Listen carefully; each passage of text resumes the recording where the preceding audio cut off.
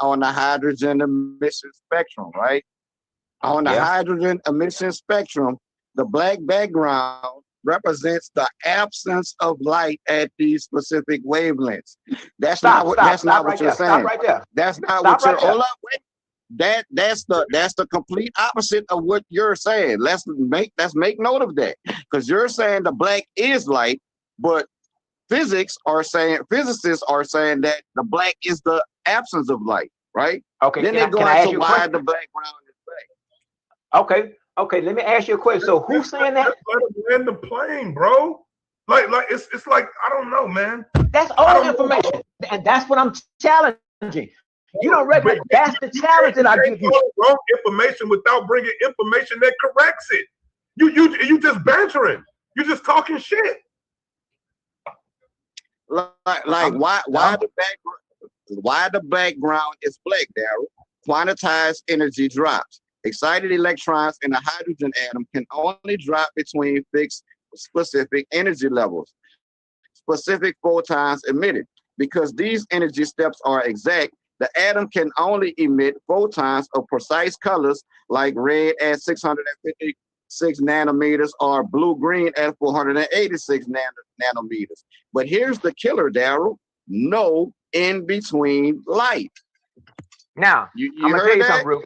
Yeah, I'm gonna say this. Wait, Daryl, no in-between light.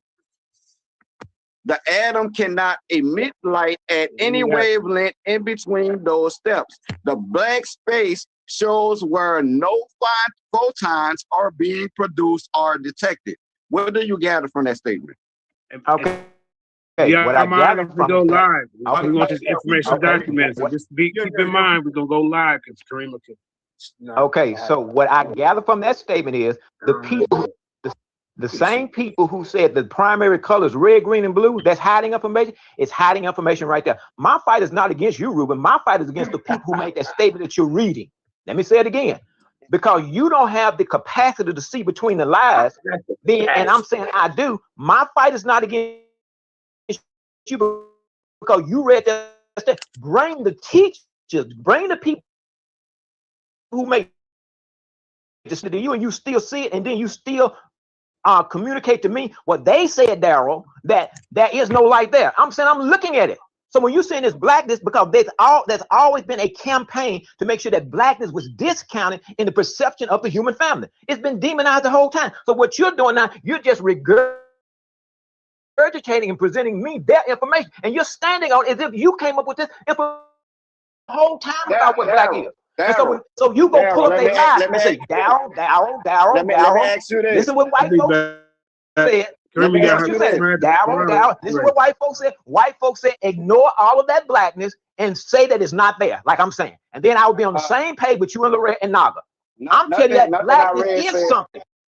Daryl, nothing I read said ignore the blackness. Nothing I read say that. But my okay, you're looking at it, though, aren't you looking at it? Daryl. They're controlling the narrative, Ruben. That's what I'm saying. They're controlling the narrative. That's why they control your perception. Daryl, we can sing together, but we can't. We can't talk together, right? Let's hit this high note, baby. Let us hit this high note of truth. I'm trying to ask you a question, right? I'm trying to ask. Okay. Can I ask you a question? Yes, sir. All right. Did you do the spectroscopy of hydrogen, or did physicists do it? They did it, but I've done my own experiment on things to see the black light. Wait, stop right now. Stop right now. Have you ever done a hydrogen spectroscopy? No. Okay. So how are you then determining that you're telling the truth about the hydrogen spectroscopy and the experts who actually did it are lying? How are you making that determination? Because I produced black light, and once I saw the black light, I then was able to say, okay, this is what they're ignoring. I can produce black light. I've seen it. So therefore, if you pull up what's called the question wasn't about producing black light. The question was whether or not you yourself did a hydrogen spectroscopy, because you say the physicists are lying about what we're seeing, right? You say they're lying. No. I'm saying they're lying about what we're seeing, and they are controlling the narrative. Right. But yet you never done yet you never done the experiment to determine whether or not it's a lie. Okay, listen to what I'm saying. Okay, listen to what I'm saying. You don't see the Okay, problem listen to what I'm saying. Okay, Mr. Rubin, okay, listen to what I'm saying. I have produced black light. And once I produce black light, I say, okay, this is the part here that they're seeing in hydrogen that they're saying should be discounted. Let me say it again. I have produced black light on a screen. And so now when I see color and see the color spectrum, I say, okay, this is the black light part that they're saying is not there. So that's what I'm saying is they show you the experiment, but they also then articulate or they control the narrative as to how you see it. They say, Ruben, you see this green right here? Now what you see, all that black, that is the absence of light. Because that's what they would tell you blackness is the absence of light. I'm telling you blackness is the presence of a specific aspect of light. And that's what they want you to know. And that's what, did you produce black light on the screen or did you produce a shadow? Same thing. Black light and shadow are the same thing. So black light is when black light shows up when white light is blocked or obstructed. That's what you're saying? No. When white light shows you actually what it is by showing you its shadow. White light is nothing more than an arc. Right. So when you show and a shadow does a shadow not show up when white light is being blocked or obstructed? It's not being blocked. Light goes around that object and then still produces the eye. That's what I mean. If I put my hand up in front of white light, it's not blocking the light. It will show you. It will show you the image of my hand on whatever background captures it, showing you the white light is actually black radiant energy, and it takes a background to capture it. So anytime, let me say it again. A shadow is black light. I mean that's your opinion. You know what I'm saying? No. That's not my opinion. That is your opinion. Let me tell you why that's your opinion. Because anybody tell me what they told you. Anybody could go and do this experiment and will get the same results that the physicists get when they do it. A shadow appears when light is obstructed. You know what I'm saying? That's why the shadow appears in the form of whatever it is obstructing the light source, Daryl. This demonstration could be confirmed, demonstrated, and repeated over and over again. I mean, so we know this to be true. We know it's not a lie, Daryl, because you could do this demonstration and get the same results every time. You know what I'm saying? But I'm gonna do the demonstration and prove that the shadow is black light. I'm gonna do the demonstration. I'm going to do the demonstration and show you that what they're calling a shadow is actually black light captured on the background. The same way, if I take a picture of you and I capture you on what's called photo film, I capture your image. Black light can only be captured on the right background because you cannot see it with the naked, with the unaided eye, with the naked eye. But when you have a background, Daryl, a question, right? Hold on, because this is the same thing I had asked him yesterday, right? If shadow is a light, right, then how come shadow don't have the same photoelectric effect as rest of the light that we know? When light strikes the surface, right, it causes electrons and photons to release off of the surface of a material, no matter what it is, right? No, that's not true. That's not true. That's not true. It's called the photoelectric effect. It's happening. Okay, let me ask you this about what you're saying, Ariel. I'm talking. Bro, I'm talking. Well, you can stop talking. Yeah, I can. Not because you're emotionally. There you go. How dare you interrupt the king? You can stop talking. Because he's making you get the wrong question. I'm gonna mute out so y'all can go back and forth. And here you are arguing like a child. Again, I said the same thing yesterday. When light hits it, you can't call shadow light if shadow's not giving you the same results as other light, as regular white light. You're saying white light and shadow is the same thing. You're telling us that shadows are light. Then how come I can't make a shadow laser? How come I can't make a shadow laser that shoots a black beam of shadow? Why can't I do that? Why can't I use that shadow light to displace all the light in the room the same way light displaces darkness in a room? Please explain. You asked me why you can't do it? I don't know why you can't do it. It hadn't been done. But that does not mean blackness is not light. You're thinking because nobody's done it, then it must not be something that's valid. That's your position. There are no white person has done this. Since no white person has done it, then it cannot be a valid point. Now, let's go back to what you just talked about, the photoelectric effect. You just said a shadow should be able to cause electrons to be ejected from a particular material. It's based on the frequency of the light. If you shine red light on a particular object, red light does not have the capacity to eject electron. You must match a certain frequency to get the photoelectric effect. It's not the magnitude of the light, it's not the intensity of the light, but the frequency of the light. So in the photoelectric effect, once again, if you do not have the right frequency of light, electrons will not be ejected in the photoelectric effect. They use a metal plate and they shine just like blue light. Blue light couldn't do it. Orange light couldn't do it. Red light couldn't. Once they got the right frequency of light, then electrons were ejected. Now, here's the thing. When electrons are ejected, or when electrons go to a higher shell and they fall back down, they produce color.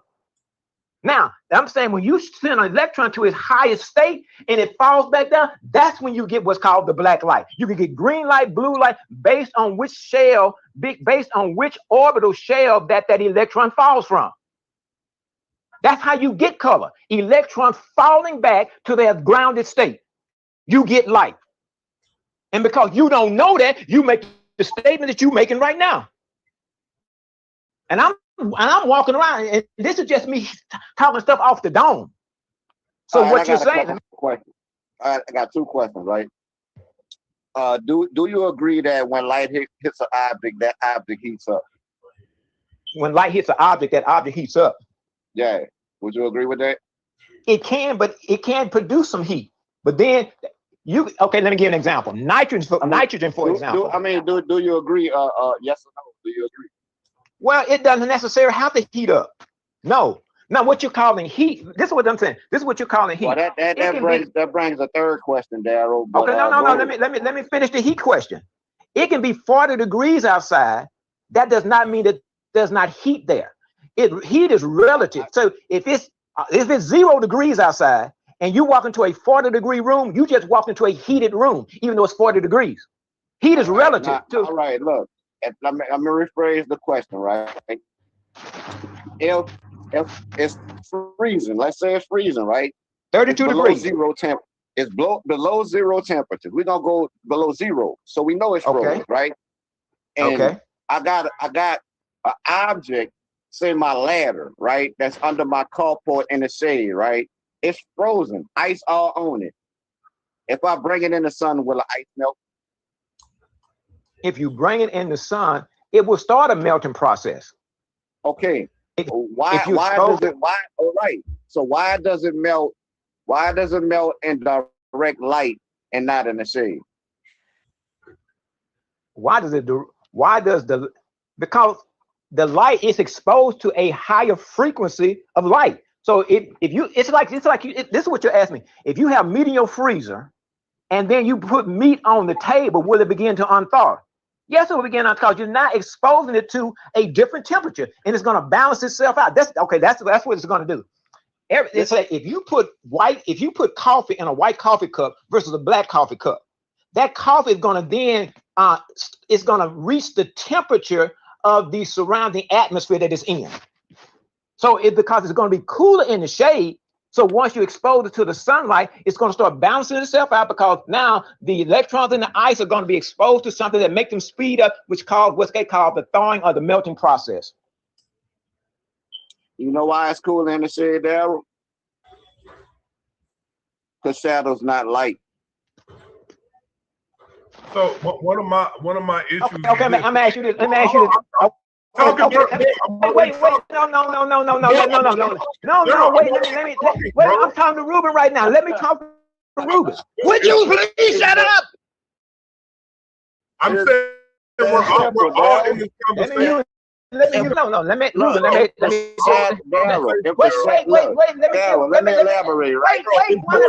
one at a time. One at a time. Leave it right there. Let me elaborate, right? Where's my nigga sticker? Where's my nigga sticker? Daryl, if the shadow was black light, right? Let's see. let's entertain your hypothesis. Let's say No, the no, no, no, shadow no, was no, black. no. Wait, no, no. I didn't finish. I didn't Bruh. finish before you. I didn't finish before. I didn't finish before you going on to this. The same way they do an X-ray on you. You don't feel heat from an X-ray, but yet it's still black light because different aspects of light carry different. Let me say, how would I say it? Different aspects of light, like with the sun. When you're talking about the sun, because you have electrons, you have photons that's excited, and when it hits that object, it's going to do that. But if you would expose that same light to X-ray, which is black light, it wouldn't melt the ice. So when you're talking about the shadow, what you said in the shade is cooler, because once again, light has different levels of heat to it. The same way, because you as you talk, it's just compounding my questions. Let me ask you this: Do X-ray cast a shadow? does X-ray No, X-ray is captured by background. It's something like, that's like Wi-Fi frequency, for example. A Wi-Fi frequency goes through your walls, but normal light cannot. So you got some light that is so small that you cannot capture. You answer no, right? You answer no, right? Yeah, X-ray doesn't have to cast a shadow. X-ray, let me say, if you had some type of object that could capture X-ray and then hit X-ray with another type of light, X-ray probably would cast a shadow. But no, here's the thing. It's not that X-ray is casting a shadow. It's the light that's shining on the X-ray that causes the shadow. What? Now, look, bro, let me explain to you like this. If shadows was black light, then when the shadow hits an object, there will be a transfer of energy, right? You understand that? That transfer of energy would show up as thermal energy, heat energy. It don't have to be. It does not have to be heat energy, Daryl. Thermal radiation. No, it does not have to be heat. No, it does not have to be heat. Daryl. Yes, it does. Daryl. Okay, let me say this. Okay, let me say this. It's gonna be heat. It's gonna be heat. It's gonna be electrical discharge, which gonna bring you back the heat. That shit hot too. Okay. Let me ask you this. Electrical discharge ain't cold, Daryl. It's gonna burn. Okay, let me ask you this, Ruben. Is 30 degrees, is that heat?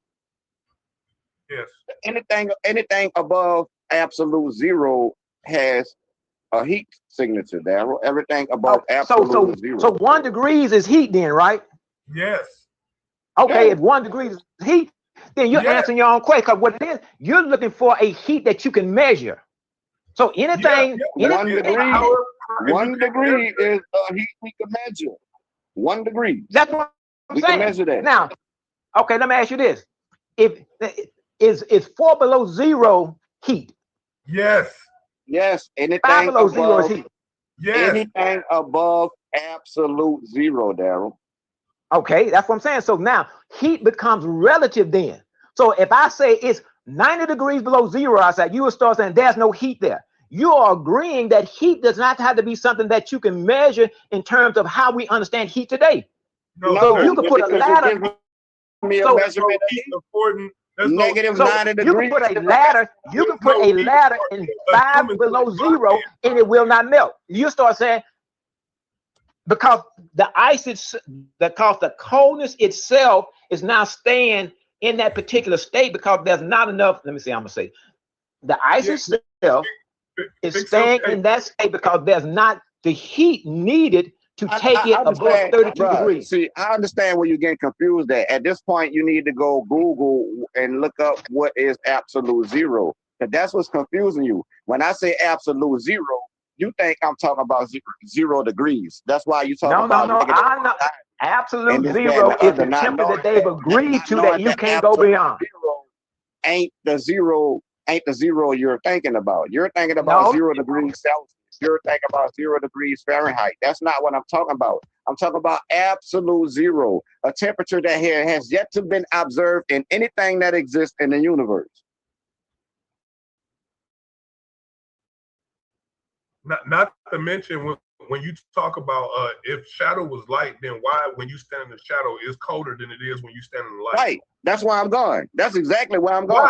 Why is it colder in the shadow? Where I'm going. If it's radiant energy, right? Yeah, if the shadow is radiant energy, why are we cold in the shadow? Why do niggas be under trees in the summertime? if shadows is radiant energy? What sense cause it make to go under the damn tree? Okay, didn't we just say that a radiant energy? That's The called shadow will technique. still be That's called shadow will technique. still be radiating, and that when that radiation hits your body, it will transfer to your body as thermal heat energy. That's what you would feel. That's radiation. Okay, now once again, because That's y'all how are radiation works there. no we just didn't we just say that something could be 10 degrees and it's not producing any heat? So therefore, It if you're is, standing in a Daryl. shadow, okay, listen what It I, okay, is, listen what Daryl. It is something listen to that what we're 10 degrees, something that negative 10 degrees is producing heat because it's not below absolute zero. so therefore then you're answering your own. That's the reason in a shadow you feel cooler. That don't mean it's not radiant heat because you're not feeling the heat. No, Daryl. If the shadow was radiation, which you're saying, the shadow is black light, and black light is black radiation, right? That's what you're saying, right? Yes. Okay, so if the shadow was radiating, right, there would be a heat transfer to your body. Why then is it cooler in the shade? Because our light does not carry the heat like you're looking for. You're looking for the sunlight heat to be in the. Okay, just because something is radiating does not mean that it's going to produce the heat of 50 degrees or 40 degrees. That's what you're thinking. You're thinking that if it's radiating, it must produce a measurable heat. I don't care if it was just 1 degree hotter, 2 degrees hotter, 3 degrees hotter. It should be hotter instead of cooler. No, it shouldn't be. Okay, I'm asking. Okay, your logic is this is the logic that you're trying to. This is the logic you're trying to present. You're trying to present that if a shadow light is if a shadow is light, then where's the heat at in the light? That's what you're asking. Now, if you ask the question, what is the temperature in that shadow? Okay, let me say it again. You're asking what is the temperature in the shadow. So if you measure the temperature outside, just say if it's 90 degrees here, and the shade is 80 degrees, that's still the heat in there. That's what you're saying. It's 10 degrees cooler in the shade. That's because I could touch in the shade and feel that the concrete is cool right here, and touch in the light and see that it's warmer here. But if this was light, that should be a heat transfer over there like we got going on over here. You know what I'm saying? Let me say it slower. If you're in the sun and it's 90 degrees and you get in the shade, it's 60 degrees. Then that is the radiant temperature of that black shadow at that time. That's the temperature of the shadow. What is it then? What is it then, Ruben? What form of radiation exists in the universe that decrease temperature? What form of? It's not a matter of yes. Okay. What form of electromagnetic radiation decreases temperature? The sun itself. Distance. What? The sun?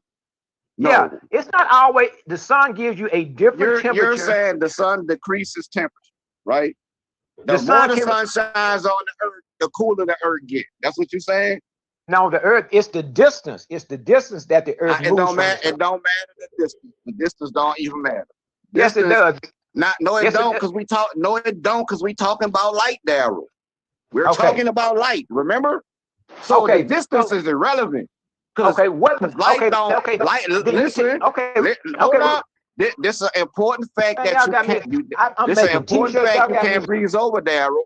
Distance is non-existence to light.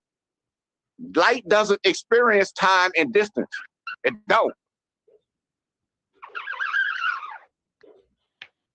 I'm listening to you, but I'm making t-shirts, man. So I got a t-shirt order. Light is emitted and absorbed simultaneously from the perspective of the photon that was emitted. Daryl, it don't experience no distance. It don't experience no time. It is instantaneous, Daryl. It is instantaneous. Us as the observer, we observe light traveling over distance over time. That's because a human observation, right? But from the perspective of a photon, time and distance, that's irrelevant. I mean, it makes no difference. If you move the sun farther away, I mean, you know what I'm saying? The light that's hitting the earth still gonna increase the temperature of that object there over time. The I'm temperature is hearing still you, gonna but increase. I'm gonna show you what I'm doing. I am in my t-shirt room. I'm making t-shirts. So giving you, shout out to let me that. show you. Let me show you. You need to drop your link for your for your company and all that shit. You know what I'm saying? Okay. Let me see what this shirt right here is. Let me show you one of the shirts so you can junk it down. Show you one of these shirts. What does that say? Melanin, the God particle. Yeah, That's what my junket t-shirt. Like for real. I support you on that like a man. Let me show you another shirt. There's the shirt. Actually, where's my other shirt? Oh, you might like this one since they got a Cowboy game coming up. I'll rock with the That is cowboy. Cowboy. Nah, no cowboy. No, but I'm saying. I'm gonna live too far south in Louisiana for that. Oh, yeah, so I hit the. You can show it. Yeah, you can show it and advertise your merch. You know what I'm saying? Absolutely, but no cowboys down here, buddy. Let me That's for y'all up there in Shreveport. Okay, I'm turning back around. I have something to say. Shalom, man. I appreciate you brother's conversation. So with this talk right here, what's your thoughts on the large hadron colliders and the smashing of the photons to try to recreate the God particle? What do you think about that? Well, I think they didn't. And that's where my time is kind of divided between my junkie t-shirt conditions of the early universe in order to understand how matter and all that was created. You know what I'm saying? And a lot of that shit kind of go along with what we telling people about God is light is electromagnetism. It's like if you want to understand God particle screen. I do believe that's what they're trying to do. Proud. I ain't gonna lie. I do believe that's what they're trying to do. But that kind of leans to what Naga's saying. If you want to understand God, see black thing God, understand the thing that fits those omni qualities. That's the shit I'm working on right now for a guy. And the only thing that we know as humans that fit those omni qualities is light. That's the only thing we know that fit those qualities. You know, because I'm in the middle of making t-shirts, I'm really not able to. But I should be doing. No, he's not talking to you. Okay. I was talking to the brother. The brother asked me a question. Let me put on mute then. About the hadron particle collider, you know what I'm saying? And their attempt to recreate the God particle. And I do believe that there's some credence to that statement, you know what I'm saying? Because if you want to understand God, if you like Laurel came on here saying, strip away all the human attributes, right? Strip away all of that. Love, compassion, justice, envy, anger, take all of that shit away. You know what I'm saying? Because all of that shit is human, right? You're left with omnipotent, omnipresence, and omniscience, right? That's what you're left with. So then you have to go and study and find out what fits those attributes. You know what I'm saying? And Naga's saying it's light. The physicists are smashing photons in an attempt to recreate the God particle. And I'm a land right there. Yeah, not to mention when it comes to the God particle, the person who coined the term on his deathbed said he wished he would have never done that because he never intended it for that purpose, right? And theoretical physicists and mathematicians heard that statement and ran with it, and basically it went viral, right? Yeah, so it went viral. That's not really a God particle. There's no God particle, right?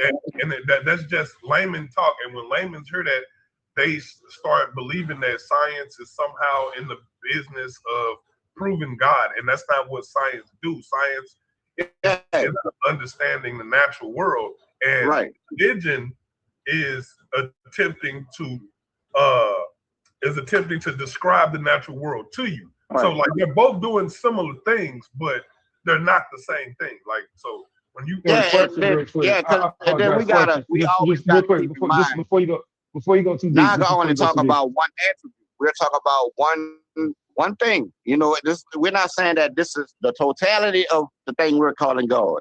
No, we're saying this is the thing of God that we can identify with God, that we can also identify in the natural world.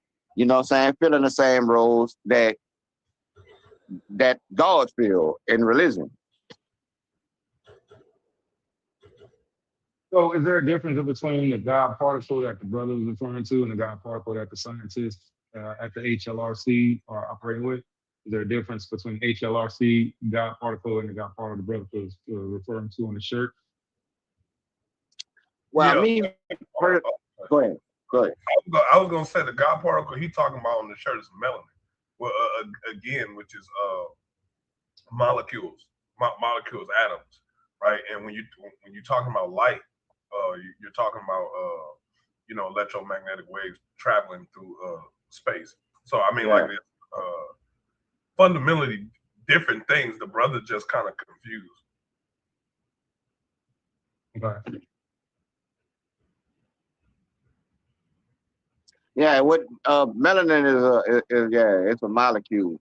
It's not actually a particle, but I ain't gonna lie, the surefire. You know what I'm saying? The surefire. I fuck with that. You know what I'm saying? Shout out to him for the message he's trying to put out with it. You know what I'm saying? Yeah, I understand the message. You know, but it's not scientifically correct or nothing like that. But we understand the message. And our whole thing is you know what I'm saying, bridging the gap between the scientific world and the spiritual world, right? And those two worlds only converge at the discussion of light.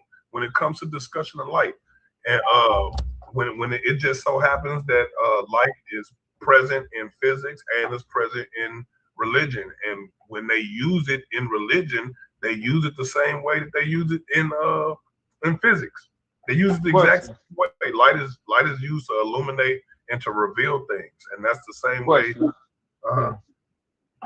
So I have a question. So if that's the same teaching of John Baloo Newborough, are you a follower of the Olaspi? You said what?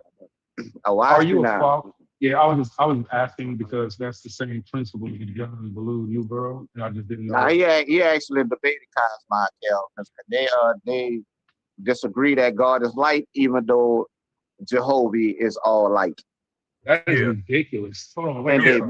So the two of you have the same perspective pertaining to the element of God, and in their own book, they don't perceive that that's the whole principle. All right. Yeah, I beat that man Cosmic Kyle up on that subject. The last third round was brutal because I made him admit that his God is all light. And when you say all, that's an absolute, which also includes electromagnetic waves. So that inherently means that you can see. So it's a the WASP thing is a whole remix of the book of the Bible. You know what I'm saying? Among a host of other things, Eastern Hindu type stuff. Like, I mean, if you want to dive off into that type of stuff, like that's fine. But what we talking about, what Naga's talking about, is actually something that's old and ancient as well. It's just this is the first time it's been able to been verbalized like we're verbalizing it, right? But the ancients have always believed in God is light, electromagnetism, because it's a human tradition. It's a human tradition to have solar deities and lunar deities and deities that are attributed to natural phenomenon, right? Power. Agreed. Question, if you don't mind. No, go ahead. Water. So I appreciate that. So the if not the Olaspi, what is your book of guidance? What is your spiritual reference? Well, it's not really any one book of guidance. I mean, that's up to the person, the individual, whatever they subscribe to. Right. You know what I'm saying? I was just It's asking. I like, was just asking. What is yours personally? I get that. But uh, what are you? If this is your well, perspective of God is like, honestly, like I'm versatile, but I do come from a biblical background. You know what I'm saying? I was once a professing Hebrew Israelite and all of that. You know what I'm saying? So I kind of am more leaning towards the biblical narrative. You know what I'm saying? But it's not isolated to just that, you know what I'm saying? Because it goes back even further to, I could trace it all the way back to like indigenous and autochthonous spiritual systems, you know what I'm saying? That are done in practice is not necessarily written or documented on paper.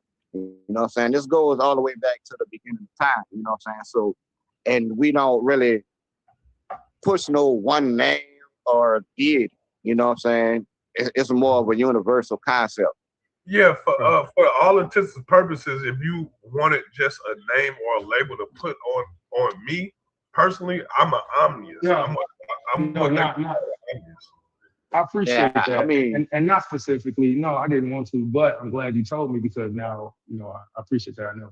I just Yeah, want to know what is your guiding diagram?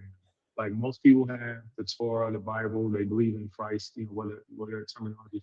Some people do, some people don't, and I just didn't know if you had a cosmon book or if you had magneticism book that was like, or if you went off of the Egypt science, So I just didn't know, but now I'm learning. So you have biblical backgrounds. It's not like. So let me ask you this: are you two brothers that just don't believe in the entire narrative of I believe in the God of Abraham, Isaac, and Jacob, and then all other stuff that's incorporated around it. I know that it comes along with it, but my foundation is Hamashiach. My foundation is Christ in the Scripture. So I just want to know: did you all have a separate, or it's like you learned this and then you just kept learning? Well, as far as for me, I haven't really strayed very far away from what I was taught as a child. I was raised up Southern Baptist. I practice a little Ifa voodoo. You know what I'm saying? So like that's traditional to who I am, where my people come from. We've always been Southern Baptist and African spirituality. So right. you know what I'm saying? Like so this it's not like it's nothing new. It's just I don't agree with the interpretation of what God is according to Western thought. Right, that's fair. Yeah, that's fair. Yeah. I think that comes with growing up spiritually. And I don't like to take what other people think about a person as my opinion. I'd rather learn from you and then give my own. So I appreciate that. Yeah, and it's kind of the same thing for me, you know what I'm saying? I really never strayed away from my upbringing. I grew up in catechism on Saturday and Sunday school on Sunday. You know what I'm saying? It's like, so that kind of carried me into my adult life, and we really don't have a problem with the principles that the Bible have in it, the storyline, the narrative. I don't have a problem with that. It's the religious politics that I had a problem with, you know what I'm saying? And it's like the God is light thing is really, if it's aimed at anything with religion, it'll be the politics. You know what I'm saying? Because it just completely destroys that. It's like the Egyptians were saying God is light. The Abrahamic faiths are saying God is light. Islam saying God is light. Zoroastrianism saying God is light. Ifa saying God is light. Odinine is saying God is light. You know what I'm saying? It's like we could go all around the world with it. So they're just giving it their own name and their own language. You know what I'm saying? So we don't really believe that they're talking about different gods. They're just talking about the same thing. You know what I'm saying? Do they have hierarchies? Yeah. But for the most part, the high God in almost all the pantheons is a light deity. Look, bro, I'm gonna be honest with you. I believe so much in what I was taught as a child that makes me not believe in it today. That's the reason why I don't believe. Is because I believe it as a I'm I'm sorry. You said you believe. I just want to understand. You say you believe in it so much as a child, you don't believe in it as much. Yeah. Is it like, oh, okay, I thought of it, and I'm just trying to get understanding. I apologize. Is it like, okay, when I was a child, I really understood it like this. Then when I got older, started learning more. So I can maybe see that too. be like, is it like that? Like as I got older, it's more like as a child, right? You kind of like just go through like this ritualistic thing of going to church, and it's a tradition that you and your parents and your family does, right? And it don't really sink in, right? So when I was being taught about certain things, like every praise to God, I mean, every movement in your body is a praise to God, right? That don't resonate to a person until you really understand what God is, until you really get a grasp on what God is. That statement really don't mean shit. And you can sit there and say it to yourself that it means something over and over again when it really don't. If you ain't never understood what immeasurable is, then you don't understand when they tell you that God is incomprehensible or God is unnumerable. You don't understand when you're talking about how vast God is. If you ain't never witnessed or seen or had knowledge of something that vast, how can you even compare it to something, right? So that was half of my problem growing up as a child. I had nothing to compare the shit that I was reading to because this shit's awesome. It's beyond belief, right? So it wasn't. Wait, I'm sorry. And to make that long story short, that's what I was going to say. I believe there was a God. Now it's not. I don't believe there's a God. I know God is real. I know God exists. I see God every day. Okay. I mean, and that's excellent. I want to ask this question real quick, and you brothers are encouraging so much. I appreciate it. So, we didn't have nothing to compare it to, and that really, encouraged thoughts in us. Like if you lay back and just try to think of the magnitude of God, what I'm saying, you kind of go crazy. It's like you think past the solar system and you still have to go further, and you still won't reach it. So my question is, with that and the speech of God is life, right, and all that. Now, this isn't a trick question. It's just something that popped in my head because I think when I listen to people. So, or other people encourage thought for me is what I mean to say. So, with that being said, we have nothing to compare him to, and that kind of causes us to look for something. That's a question. That's a question. I apologize. So we have nothing to look for. Yeah, that's a good question. I thought that was a good question. I was having trouble getting it out. I was having trouble getting it out. And so that's my question. That's what led us to look for something that we could use to compare it to. You know what I'm saying? So now my next question is. Let me go. And across the board, that was light, because that's what it was compared to in the text. You know what I'm saying? And in the spiritual system, that's what it was compared to. So we studied that, and then that unlocked Pandora's box, so to speak. And I think that's wonderful because a lot of people don't know about it. I like to suggest a few books and ask you about what books do you study, because I want to know which ones you're doing. I want to suggest the ones that I know about pertaining to light, photon, energy, God, and comparison. But my next question is, so doesn't that also, forgive me. Hi, Shalom, good morning. Shalom. No, I never work on the Shabbat. I never work on Saturday. I'm a Hebrew. I take the Sabbath off and I rest with the Most High. That part, amen. But first day of the week, Sunday, yes, ma'am. 6 days. All right, please forgive me. So with that being said, that reminds me of this dude named Clement, right? Y'all get to him, Clementine Homilies. Yeah, so I'm not going to his doctrine in that if you agree. Sir? I didn't catch that name. I apologize. It was this dude named Peter. He was one of the apostles, and he was in bondage at certain times of the night. He couldn't write all the time. So he had a guy that was traveling with him that would write for him. His name was Clement. Clement was a white man from Rome, Alexandria, who believed in Christ and gave up all of his fortune to follow the apostles. So Clement was a beast. And some people like his writings and some people don't, but he was the scribe of the apostle Peter. The point of saying such is to say, when I listen to you, you remind me of him because he looks for God. You remind me of Abraham because Abraham looked for God. And then you remind me of something else. Abraham said that the sun couldn't be God. Abraham said that the moon couldn't be God. He said that all these things, he said that, right, that God had to be further out. And I think that's what y'all were saying too. I'm just trying to understand.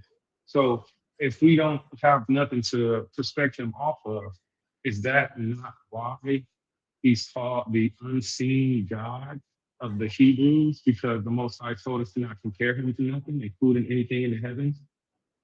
But they do compare it to something in heaven. They compare it to light. Yeah, I agree with that. The sun. They don't. It's not the sun. Not the sun. It's the sun. It's the radiant. I agree. It's the radiation. That's why. It's the attractiveness. It's the. I agree. That's the why I agree. That's why. See, and that's what a lot of people. Wait, before you go forward, please. That's why before I started speaking, I said Abraham said it can't be the sun. You have to go past that. So that's why I said that, right? So I'm talking about even beyond the light. Now, Wisdom of Solomon, chapter 7. Wisdom of Solomon, chapter 7, I believe it's like at verse 26. It tells us that that the light was created by God before, right? So I'm not focusing on just the light, but I'm looking at how could the light, kind of be God if God created the spirit of wisdom and he created light, So well, to show you how, how that goes, I will have to take you all the way back to the beginning of the book, Genesis 1:1, right? Okay. In the beginning, God created the heavens and the earth. Would you agree that that's talking about matter? That's describing matter. The earth is material. The heavens, that's material, right? The heavens are material, or the earth? Both. Well, I'm not very scientifically, expounded like you are. So I'm going to say that the terrestrial is material, and the sky and the ethereal, like the clouds, heavens, not birds, but like the unseen, that's not tangible. So that would. So, you can't see the heavens? Well, you can't see. That's why I use the word ethereal, because there's a word that the early church fathers used. It was called the ether. It was the unseen air. Yeah, what? So you said, and you don't see the clouds? No, I didn't say it at all. I actually mentioned the clouds. I included the clouds in what I was saying is not tangible. The planets and stuff. But look, I didn't get to those yet, but what they were calling do believe that I 1200% do believe that the planets and that the stars are material. But I also believe that there's a section. Are they part of the heavens? Are they part of the heavens? Yes, they are. Right. So what I was saying, that means that the heavens are most definitely physical as the earth. Well, what I was saying was that there's different sections. Like you have what you can't see, like the air. It might have different sections, but we know. Right. But yeah, absolutely. To answer your question, we know the air. Physical though, right? But brother, look, but we know the air. Yeah, planets are physical. Absolutely. We know that air, oxygen is a gas, right? That's a state. That's a state of matter. Yeah.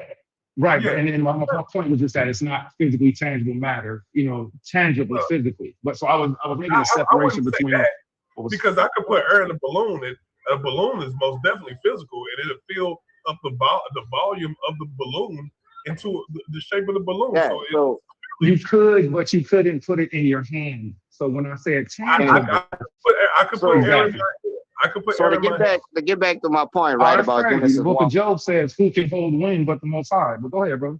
To get back to my point about Genesis 1:1, right? Genesis 1:1 is describing the creation of matter. So the heavens and earth are material. The universe is filled with plasma. That's a state of matter. So matter can't exist without light. You know what I'm saying? So we know light was present before Genesis 1:1. And only one thing I know come before Genesis 1:1. You know what I'm saying? If there was no light, that means no exchange of photons between electrons and atomic nuclei, therefore no stable atoms. And if you don't have stable atoms, you don't have matter. So light absolutely predated or before Genesis 1:1. Yeah, because Go without ahead, without brother. those things, you don't get heaven and earth. So No, God I agree. is the only thing before that. God is the only Yeah. thing. That's the only thing we Right. And that's the whole point. Whatever That's why I God wanted to do is, that. whatever Okay. God is, has to be the catalyst to everything else. right. Okay, Right. so the one thing that is causing all these things to manifest is the super force. What we are referring to as the electromagnetic force, the combination of electromagnetic forces, all these other forces, that is what's creating all of this other stuff. The electromagnetic force is what's holding atoms together. It's Right. the reason why things have shape and form, right? Is because of the electromagnetic force. Now, when you talk about God, God is power and force. God's Right. not a person. God's not a human. It's not a. Which It's not goes, look, what goes back kind of to your first question, you know what I'm saying? Because about the Hadron Collider, because that's another thing that they're trying to achieve from that is grand unified theory. You know what I'm saying? Grand unified theory is grand unified. Hold on, grand unified theory, you know, is the super force that he just mentioned. So, yeah, that had to come before Genesis 1:1. Okay, so the hydrogen collider, grand uniform theory, correct? And then that goes back to the first thing of there being light and the scientists. Is that right? What I mentioned that because he brought up the super force, you know what I'm saying? Saying that the thing that we're talking about, the electromagnetic force, goes back to the super force, you know what I'm saying? Right. And that had to predate the existence of heaven and earth. Right. And so does that kind of limit God? Or I like to say Yahweh still, but I don't want to be normal, but I like to say Yahweh still because it's comfortable to me. But does that limit God when let me ask you a question. Whenever we put a title on him off of something that he created, doesn't that kind of bring him down, minimize, or make? Because if I mean, just real quick. Let me ask you something real quick because I'll lose my train of thought. I'm sorry. So if the Most High made the sun and he's beyond the sun and he made light and light is preferred to before the spirit of wisdom. That's why I mentioned Wisdom Solomon chapter 7. Because maybe you brothers can help me with that. So you have to understand how light is actually created. You know what I'm saying? Well, just real quick. It's a self-sustaining thing. You know what I'm saying? Light begets light. Before you give me that, because I appreciate it, but I want to get my phone out to hear your answer. And before can you kind of help me with yes or no instead of giving me the breakdown of light and science? Yes, I don't mind hearing it, but I just kind of want to get my question answered so I can say, oh, I get you. Well, so does that? For me to, if I say God is, let's say mitochondria. I know that sounds strange, but let's just say God is mitochondria because mitochondria is in everything. Let's just say a hypothetical, right? It could be, I guess, whatever. But doesn't that mean I'm limiting God to something that he made opposed to going, beyond? Like, why would I say God is mitochondria or God is the sun or God is electromagnetism if he's if you limit it to mitochondria, then absolutely you would be doing that. Because there is no DNA helix without and that's why I gave the example of it being just a scenario. There is no DNA helix. There is no DNA helix without magnetic attraction. The exchange of photons. Light. So if I say light, right, but I'll limit God to light. Let us answer your question first, right? You asked us, does that limit God? Well, and let me point this out. Every single time we talk about God, we keep bringing up the power and glory of it, right? When you mention God, you keep calling God he and him. You keep limiting God to a gender, right? Which means that God, you're expressing God as a person, a human. Humans have limitations. You understand that? You have created God into the image of man. And you're asking us, are we limiting God by expressing God as energy, which is beyond human transcendence? It's beyond human. But when you describe God and you talk to God, you keep saying he, him, genderizing God. That is that not limitation that you are putting on God? Absolutely not. So I'd like to get back to that question I asked you because you didn't answer. You tried to play back around me. No, I will not wait because he asked me a question. I want the same respect that I gave you. Hold up, brother. So Hold up, brother. This is important. With that being It's said, important. I'm gonna fall back. I'm gonna fall. I promise. Answer this question first. I have to answer this question first. I have to answer this question first because what I noticed is what I noticed is I really didn't get. I didn't get to finish my. Yeah, see, Yeah, well, but I really appreciate that. Thank you so much for stepping in, sister. And I didn't get finished. I didn't get to finish my answer. What I noticed is that there's a generalization that happens. So I asked one question, and I appreciate the answer, but I have to get it from two brothers, and both brothers have different answers. So I appreciate you. So let me ask like the sister said, and I appreciate that. So no, it absolutely does not generalize Yahweh because he called himself the Father. He said he is. So he never said he is. He never said that Anya Awar. Nowhere in Hebrew did he say Anya Awar. He didn't say I am light himself. He said he is everywhere. So if we ever did a count of how many times he referred to himself as a masculine and the spirit of wisdom as a woman, we would not be generalizing and putting him in a box. We would be saying what he said. But if I say he is something that he created, then you have to put the burden of truth back on you to say, no, he never said that, or I am putting him in a box because he created the baby. How can we go against the creator? So I yield the floor. He's the potter, we're the clay. He made light. Wisdom of Solomon 7 says that he comes, the spirit of wisdom comes before light, but yet is preferred to him. So I yield the floor. So no, it does not generalize. But it does ask me to come back to the question I asked the brother. Okay, you yield the floor. Let me take off, right? There is no wisdom. There is no wisdom in understanding the wisdom and knowledge without brainwave function, right? You know what I'm saying? Brainwaves are beta, theta, you know what I'm saying, gamma, you know what I'm saying? Those are electromagnetic oscillations. Those are the thing that we're talking about, light. It is also the thing that only 0.0035% of this thing, that is 0.0035% of this thing we're telling you, that's a fraction of a quarter of 1% of this thing, is responsible for everything humans have ever observed in our entire existence.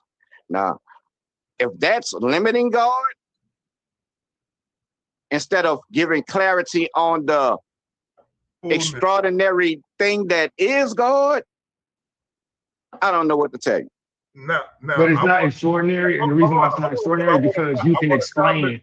So since you can explain, okay, you can, but you have to wait till you can't just make me stop, brother. You let me finish, please.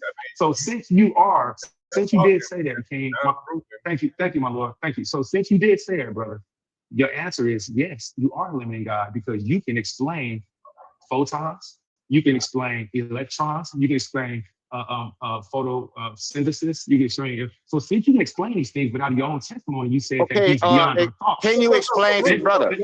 Can you explain, brother? Can you explain to me how virtual photons pop in and out of existence and nothing? Thank you so much for asking.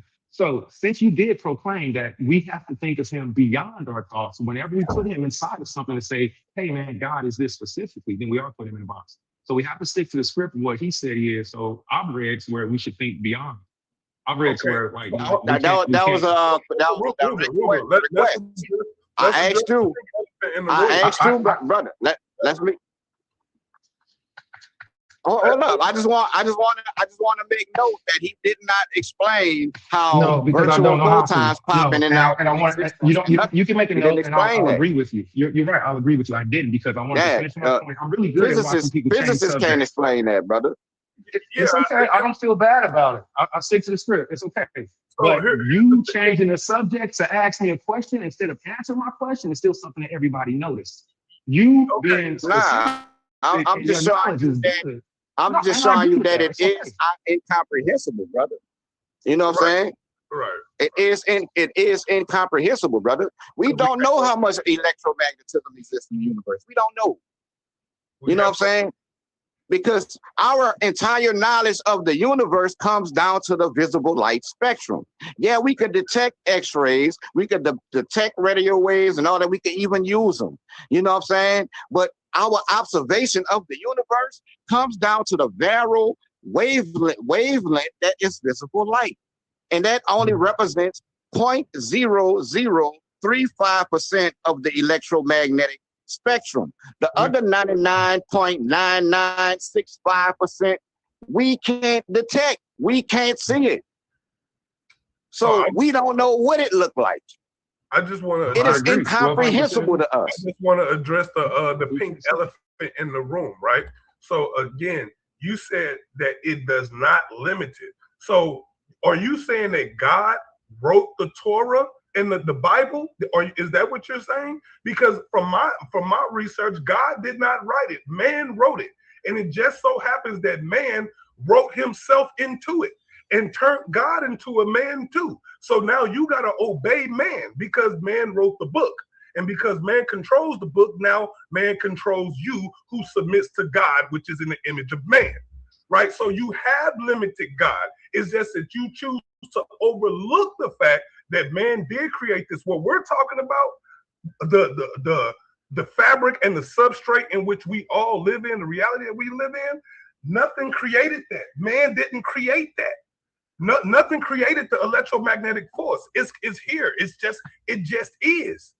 No one can encapsulate it. No one can stop it. No one can be without it. No one can have a thought without it, right? So we're talking about the evidence of God, the proof that God exists.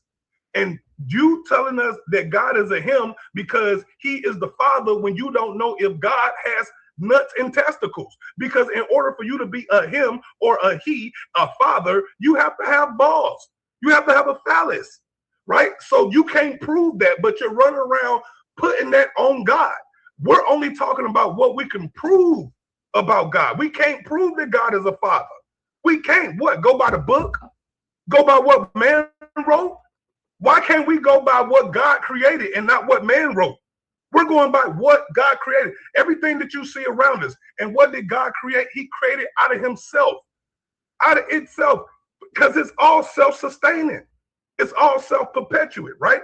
So why wouldn't you be studying the very thing that brought you into existence, which is the electromagnetic force, right? So instead you study and you idolize man. And which is the reason why you're sitting here saying father. And then you're talking about, oh, well, it's metaphorically speaking. It's allegory, right? So now you got an allegorical. No, I never said those words. You got an allegorical, metaphorical God. It's not a literal God in reality, in real time. It's not really here in existence in 3D with us. It just exists in the book. And if you believe it and click your heels, right? Is that what you're saying, Tyler? Thank you so much for finishing. So your entire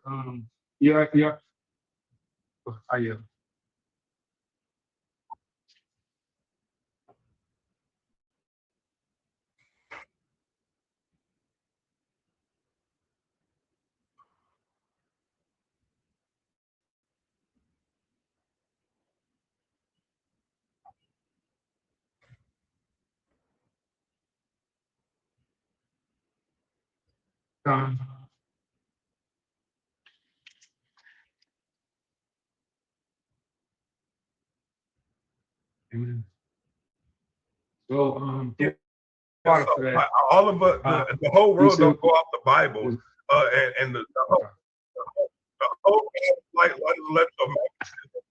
I mean, the majority of it do though. It comes from a great minority doesn't. It comes from a universal perspective. It's not confined to the Bible. Never has been. It's never been confined to just the Bible. You know what I'm saying? It takes a zealot, a person that's zealot about what they talking about.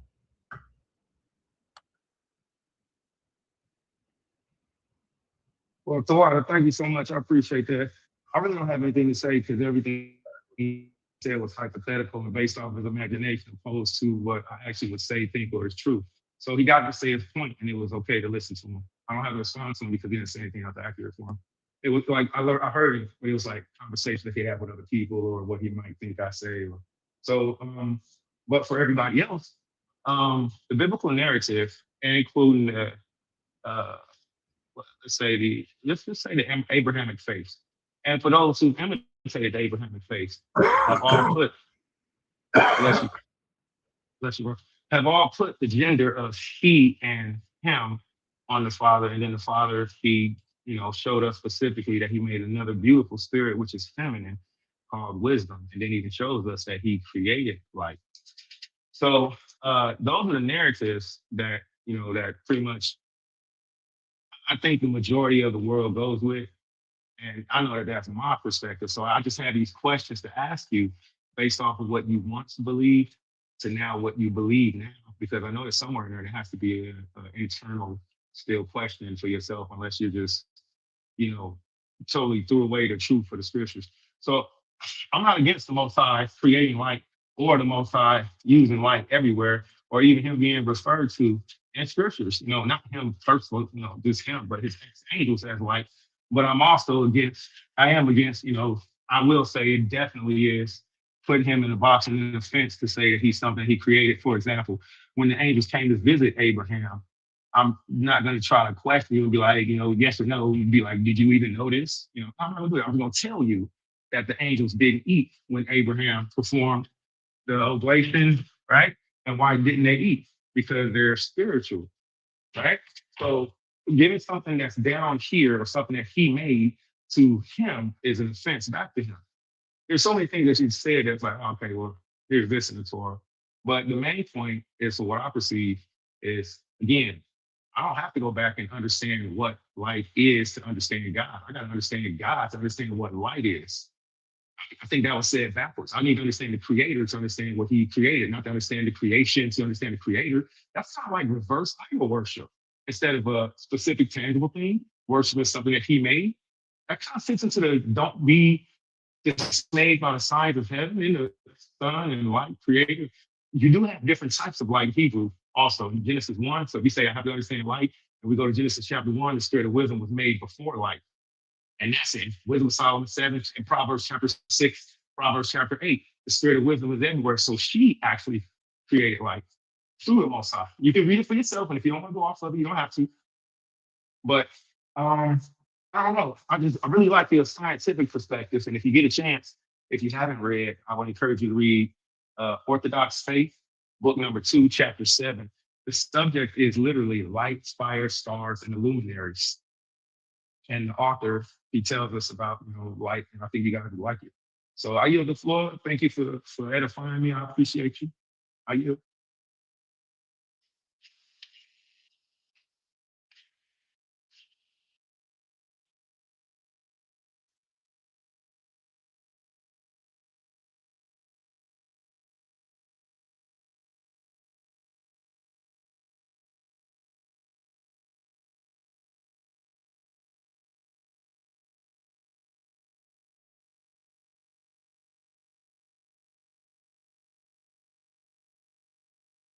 Okay. I apologize. I'm in a bad building. I'm in a bunker. So the internet signal isn't the best. No, that was it. I'm sorry. It might be my internet. I'm inside of a bunker. I'm sorry about that.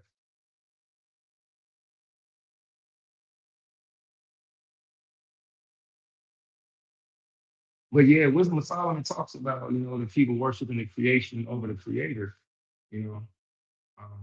And I'm not saying that that's what anybody's doing, but it kind of reflects me to that. All right, I got my t-shirts made. All praise, hallelujah, man. Great job. I yield the floor. Yeah, hallelujah. Congratulations. I was able to hear some of the conversation that was going on, but I was messing up some t-shirts, so that distracted me. But where we at in the conversation? How much do you charge for your t-shirts? I'm doing this for this guy. I'm charging him $14 a shirt. He's got an electrical company. I'm charging him $14 for his logo on his shirts. Yeah.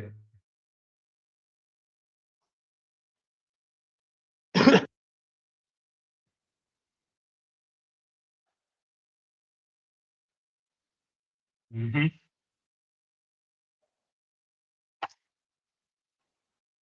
Right. And I 100% agree with that. I mean, if that wasn't the case, wouldn't we be balls of light, or not to be funny, but if he made us in his image, and that was one of my next go-tos. I'm so glad you said that.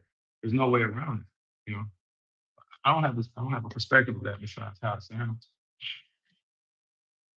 Well, I think I heard something about the God particle, and just kind of piggyback on God making man in his image. That's the reason I'm saying that this particular black form has the capacity of absorbing really what's called radiant energy in a perfect fashion. And anything that is a perfect absorber is a perfect reflector. So if there's a creator and it was creating a body, it would create a body that could absorb every nuance of what it is. And once you absorb every nuance, then you can do what that source is doing by its will working through you, or its spirit working through you. And so when I'm saying in the book of Genesis, my position is that when we read the book of Genesis and it's saying God did this and God did that, I'm saying that these were beings that you may think is a person, but once you put that consciousness in this being, that is a God in that form.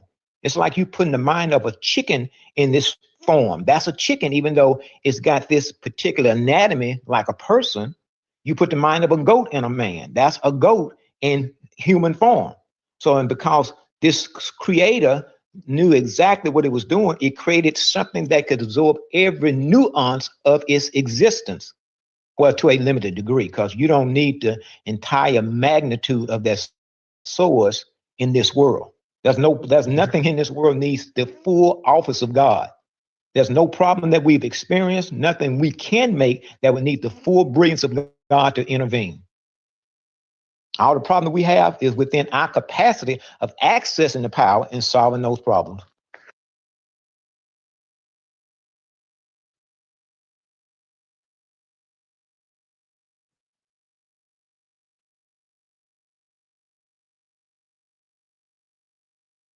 Oh, okay, yeah.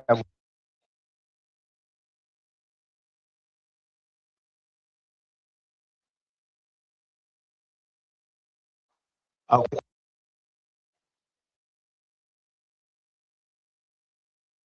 okay. Pretty cool. Okay, well, I'll go back to what I was just saying and kind of emphasizing it. I think the Bible in the book of Genesis is black people creating creation. But I think we have lost or sleep to that knowledge. They were showing, for example, they were showing AI creating a robot that ran, I think, a 9.3. Faster than Hussein Bolt. Yeah. So now imagine if they are at the level that they are right now with creating robotic intelligence. Where would they be at in 50 years or 100 years? So what I'm saying is it is within this particular human form that we exist in that this form can actually make a man when this form is in tune to the consciousness of the creator. So, and one of the things I try to point out is that once again, if we look in the book of Genesis and it's saying God created the sheep and God created the trees, I'm saying that these were people, black people, and we have just been asleep to that knowledge, but we gave that information to the world. And so what happened as this book called Bible has been promoted around the world, now it's time to give proper interpretation of those words. And I point out, because black people have always been a submissive people to God. So when it says God did it, it was us who's doing it. It's just like when you look at some of the Egyptian hieroglyphs, you will see people with animal heads, but that does not mean that that is not a person underneath that. So we would be under the banner of God did it, but once again, it was a person acting in concert with the Spirit of God and using what's called sound frequency to bring into existence creation. And that's the information that has to reemerge in our consciousness, because the greatest weapon we have is our imagination. And when you can imagine that you can become in oneness with the source, that's the first step are bringing that reality into existence, because I believe that this power has to emerge in us now, because as they are creating all of this AI data and AI information, that you're not going to have a way to compete against that unless a spiritual gift unlocks in us. And I do not believe that if there is a creator, it would allow artificial intelligence to be the reflection of the creator and then circumvent or surpass God's creation, which is human beings. Great. So our gift has to be turned up so that we can always be the reflection of the source. Otherwise, AI will be the reflection of God in terms of its brilliance. Nah, AI just an abomination. So, question real quick. I have a question. I have something to say. Thank you. So I want to understand. So one question is, you say that this information has been there, it just hasn't been properly translated, and now it's time for us to understand it. I'm asking. Yes, I'm saying that yes, I'm saying that the information was there, but it's time to give a deeper meaning on that information. So the information that was here was to be for a season, and it allows the consciousness in man to be at that level of consciousness. When it's time to go into that information and bring out a deeper understanding, just like in what's called nuclear fission, where you can go into an element and release other elements out of the element. So that's what the Bible is. It is the words of God, but that words of God have particular levels of consciousness in certain ages of time. But when it's time for man to evolve into God, deeper understanding of those words will begin to emerge in the conscience of man to bring man into that level of consciousness, which man's highest potential is to be a reflection of God and all of God's brilliance. But what happened now, this world takes us away from what's called spiritual power and then pursue what's called pseudo power, which is money, or what we think power is, the bag. So, and that becomes the real challenge, because we want to be comfortable in this world, but when you get money, when you go after money, you really, most of the time, abandon spiritual powers. Because when you have spiritual power, you can really command elemental forces with your voice. You can command the weather. And that's what you get this glimpse of this person named Jesus. He was showing you a glimpse of what spiritual power is, what they were calling miracles, where you could take one substance and convert it. And now they didn't say how he did it, like when he changed water into wine, they didn't say actually how he did it, but it's within this human capability to really speak sound and cause matter to obey your command. Can I ask you a question? Animals. I didn't hear you. Can I ask you a question? Yes. How much do you believe that? How much what? How much do you believe that? Oh, I believe that wholeheartedly. Because you have people right now using technology to do the same thing as I'm saying that we were able to do consciously. You have people using technology to try to communicate with whales, trying to communicate with insects. They're doing it right now with technology. So if there's nothing new under the sun, if they're doing it with technology, then there had to be a way that it was being done organically. This creation that we live in, I guess I'm one. What do you mean by the question? How much do I believe that? Do you believe what you just talked to me? Do you believe? Do I believe that we can create creation with sound? No, with thought. No, it's not just thought. I'm saying once you think it, then you speak it. You speak then it, you and then what? Then you bring it into existence. That's what you get in the book of Genesis. A source is thinking it, then speaking it, then it shows up. I appreciate that. I don't have anything. Because like with China, China has created an artificial sun. So if and this is an artificial sun, because there's a term called cymatics, where you can speak a sound, and when you speak that sound creates what's called geometric shapes. But once again, we're looking at human beings from a limited consciousness. I think they say man uses something like 8 to 15% of their brain capacity. So therefore, we're not operating in the full brilliance of what the creator is. But I think that was to be for a season. And so Can I ask you a question? yes.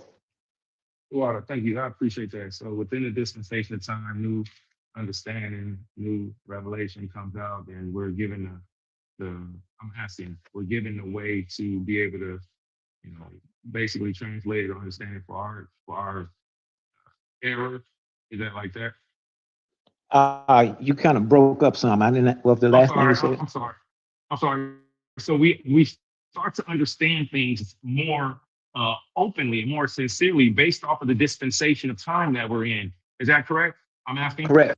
Yes. Thank you. So now my follow-up question is: so when we go back to Genesis, what words that are there that you feel have been shown to you that we need to reflect and look on so we can get the proper interpretations? What parts do you see might not be accurate so we can start to look at it? I want to know. And then my next question is, do you believe in Christ? Christ, the person of Christ, the concept. Well, let me do it like this. All Black people, primarily, and I'm pretty sure you too have had pastors in your mother, father, bloodline lineage, grew up in the church and understand who Christ is.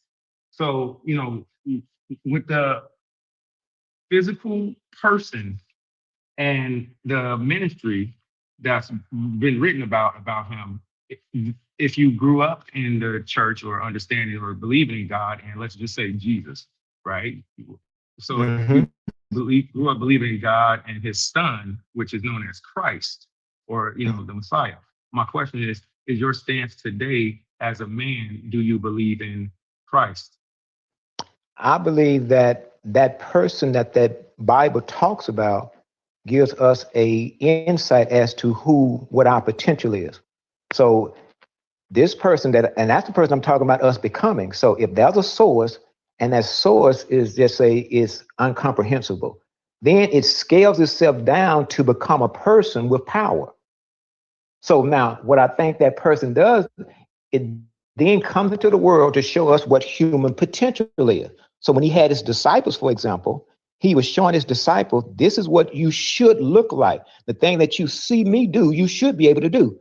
But there was a disconnect between them and the source. So he brings them into what I call a parallel relationship with the source. He tells them that as it is my father, it is also your father.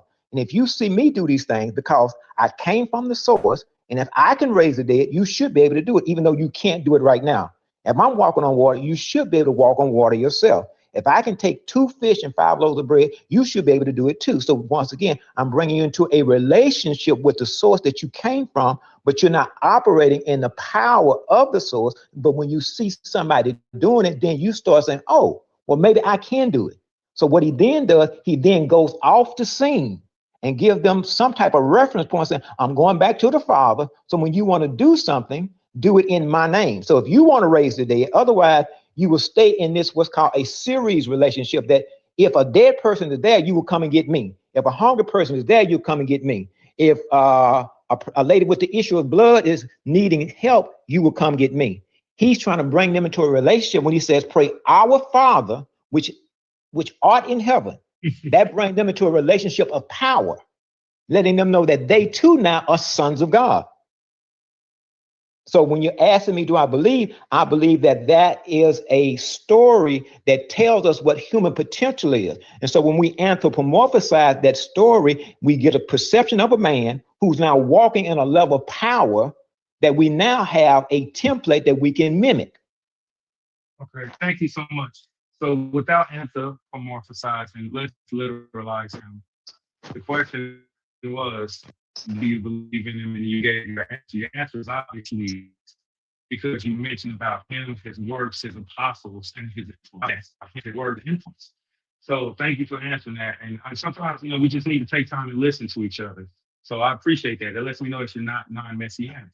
Right? So thank you, King. I really appreciate that. Oh, hopefully I said something that landed with you. You did. You Okay. absolutely did. Thank you. Okay.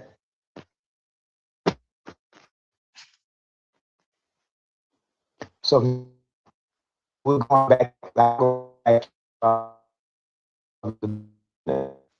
we're going back. I go back to the first part of the book of Genesis, because my position is that we need to come to a conscious revelation.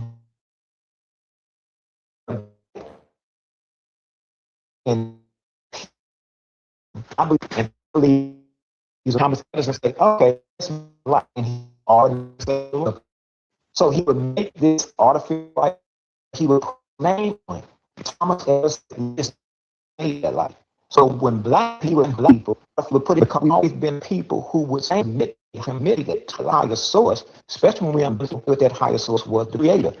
So when it says God did it, especially, I'm saying that God was into a concert with human beings who had conscious in them to exist creation without.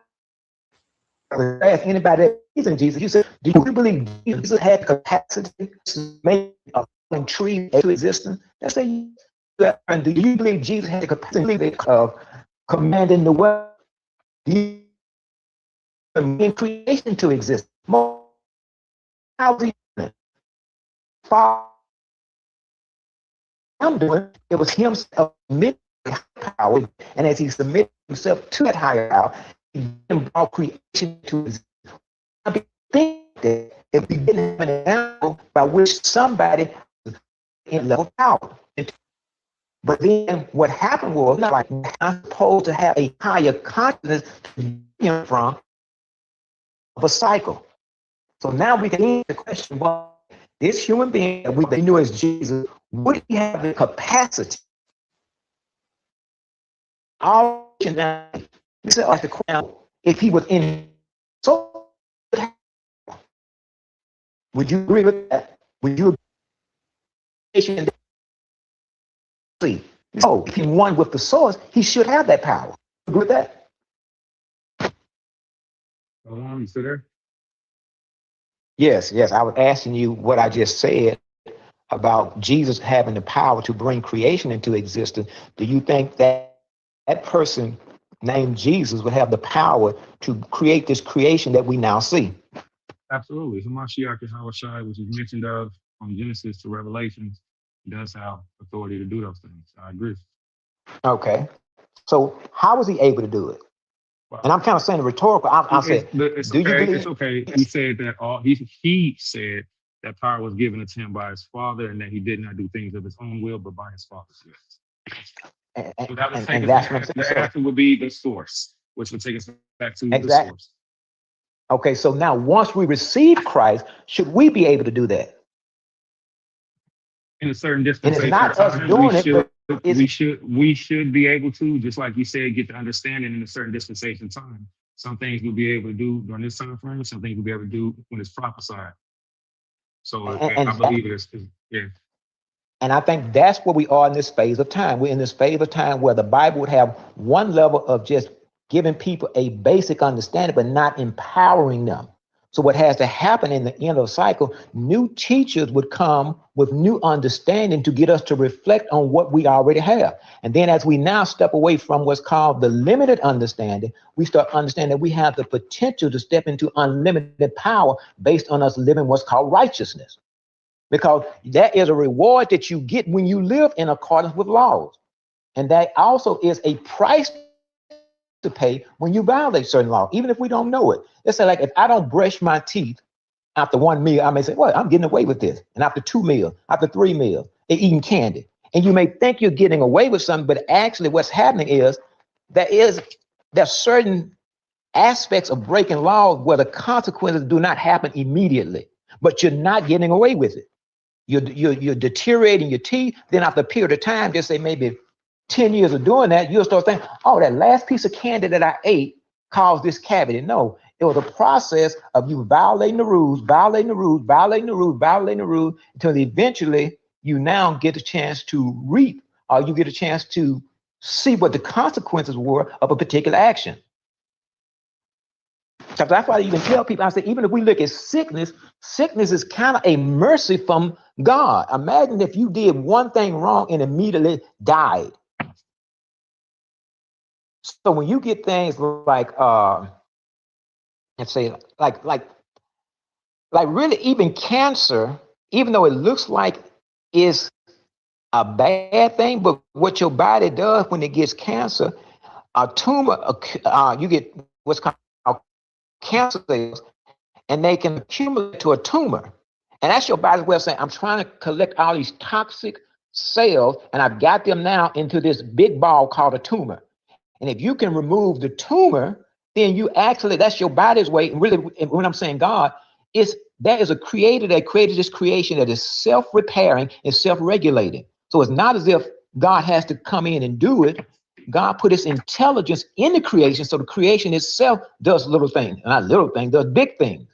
So therefore, when your body is now exposed to certain toxins, it gathers those toxins, gets it in a tumor, and if you can remove the tumor successfully, you can be free of the cancer. Because at one time they had something called bloodletting, and they would put leeches on certain aspects of the body, whereas you had certain people who had a certain level of, I would say, perception, a vision, if you will, where they could see an accumulation or abnormality in a human body, and they would put a leech on the person, and that leech would then draw out all of those toxins out of the person, and the person would be free then of that particular thing or that particular disease. But when we lost that ability to see things like that, now we get the tumor. The doctors go in and they'll try to shrink the tumor, and they'll usually cut it, and then the cancer spreads. We've lost the original understanding on how to heal. First of all, we really didn't get sick. When you don't violate really certain laws or have certain things passed down to you, you really don't get sick. You don't see like you don't see. If you don't mind, Baba Kushar, please. Okay. Thank you so much. One question. Do you believe in keeping the laws of the Torah, the ones that Moses gave us and from the Bible that our grandparents taught us? Do you still believe in doing that, or do you stop doing it? Well, I try to. The reason why I ask that is because I think that if we keep his laws, it'll prevent us from getting sick, like including his dietary laws and being good to other people, and social law. Like I think when you said that, that's what popped into my mind. Well, you know what? Really, if we keep God's laws, we really don't. But sometimes we have to. So I was wondering, do you believe in keeping the laws of God in the Bible? I do, but I also recognize that I'm in a time period where there's a lot of temptation. So what I do, anytime I feel like I violated the law, I'll go through a fast and try to detox my body from certain church fathers talk about fasting. That's wonderful.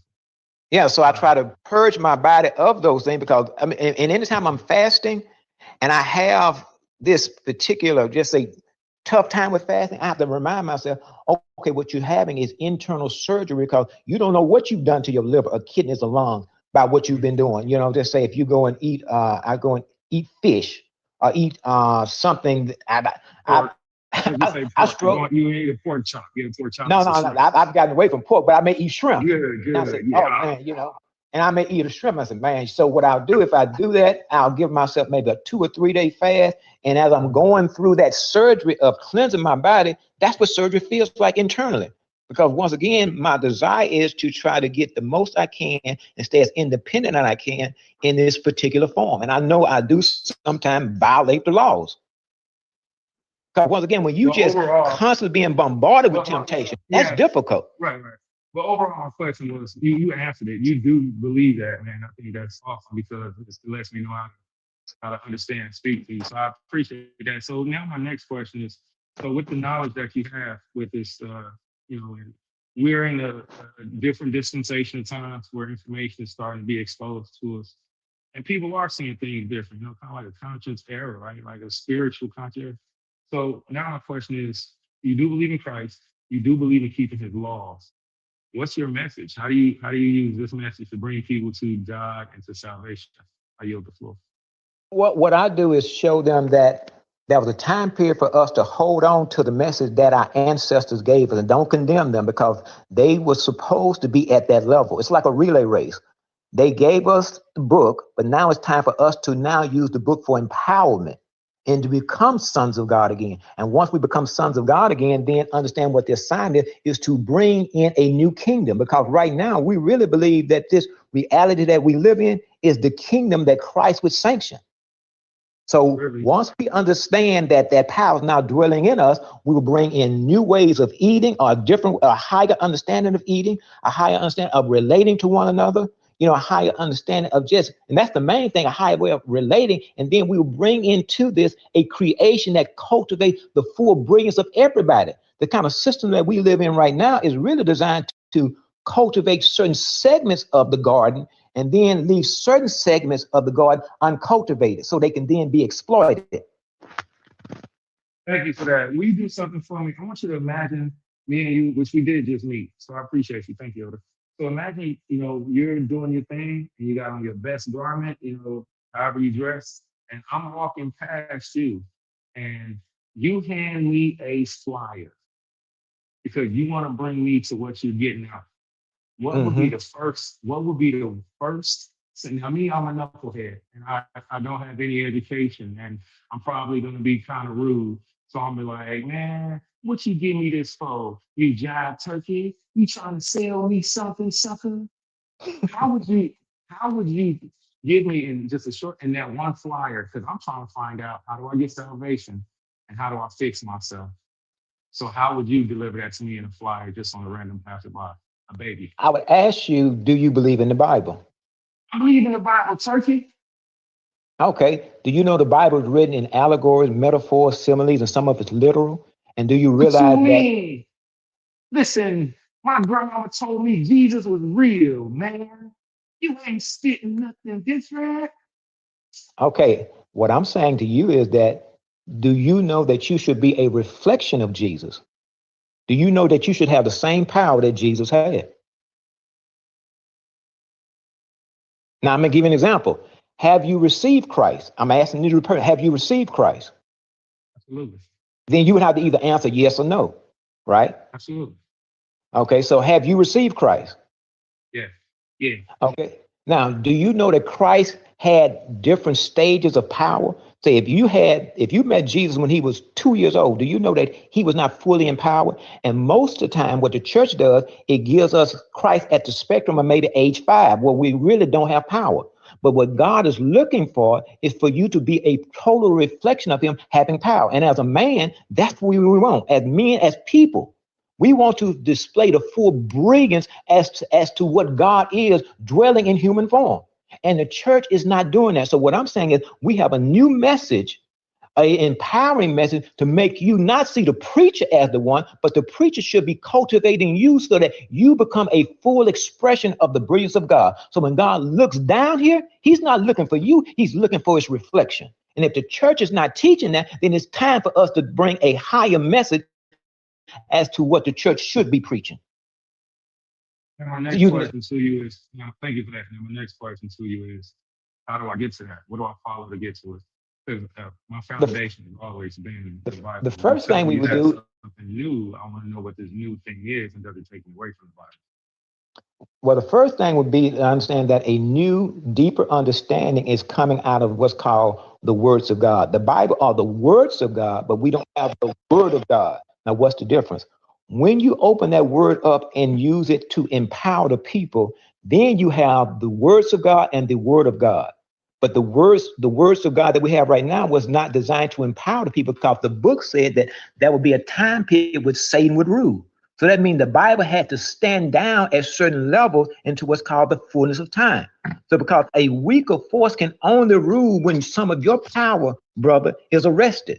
So what I'm saying to you now, it's time for that power in you to come to its full august state, or its full brilliance. And how do I get that? So now, how do I do that? It starts, first of all, by us understanding who we are in God. That's the first step. Then understanding that you will have the capacity of hearing information when you understand that you are a son of God. And here's the thing, just like I'm giving you the simple. Because if you say the next thing, it might make me forget everything you just taught me. So I don't want to get left behind in class. I just want to ask this question. If you say my next thing to find out who I am in God, And Wait, I'm kind of not hearing you. I'm sorry. Can you hear me? Can I be heard? Yeah, I can hear you better now. Cool, thank you. So with what I'm learning, we say who I am in God. That's the first thing to find out. Who are the Yes. children of God? I was taught that the children of God was the descendants of Isaac, and that God had a covenant with them. So that would be my next thing. Would what you teaching me take me away from that, or would it keep me in that same vein? No, that's what I say. That's what I said when the disciples asked Jesus how they should pray. He said, "Pray, our Father." That relationship with the same relationship that Isaac and them had. So as long as you start being that person that you have to go through, then in electricity on a series circuit and a parallel circuit. Parallel circuit means that if you have wall plugs in your house, all of those plugs can plug into that and get the same juice. But in a series circuit, it has to go through the first plug, and if the first plug goes out, then there's no power to the other plug. So what Jesus does, he brings us into a parallel relationship by letting us know that God is our Father. Then the next question I'm asking, do you have the power of God? Now it's a process of now studying and showing yourself to be approved so that more of the Spirit of God can emanate through you. Now, what process that you need to go through, that's between you and the source. But I can start giving you information or some books, some information or some books to read to let you know what some of the process is. And then when you and I can stay in touch with each other, and I can still give you some of the information that I found that I had to challenge so that I could start my pathway or my growing to be this reflection of God. And it may not be your reflection, because that's the beauty in a garden. In a garden, you're going to have tomatoes, you're going to have cucumbers, you're going to have lettuce. So you don't want just tomatoes. So as I may be a tomato, you may be a cucumber. Somebody else may be this, but still you're expressing the full brilliance of God. And that's what this world wants to suppress. This world does not want you in a full bloom state.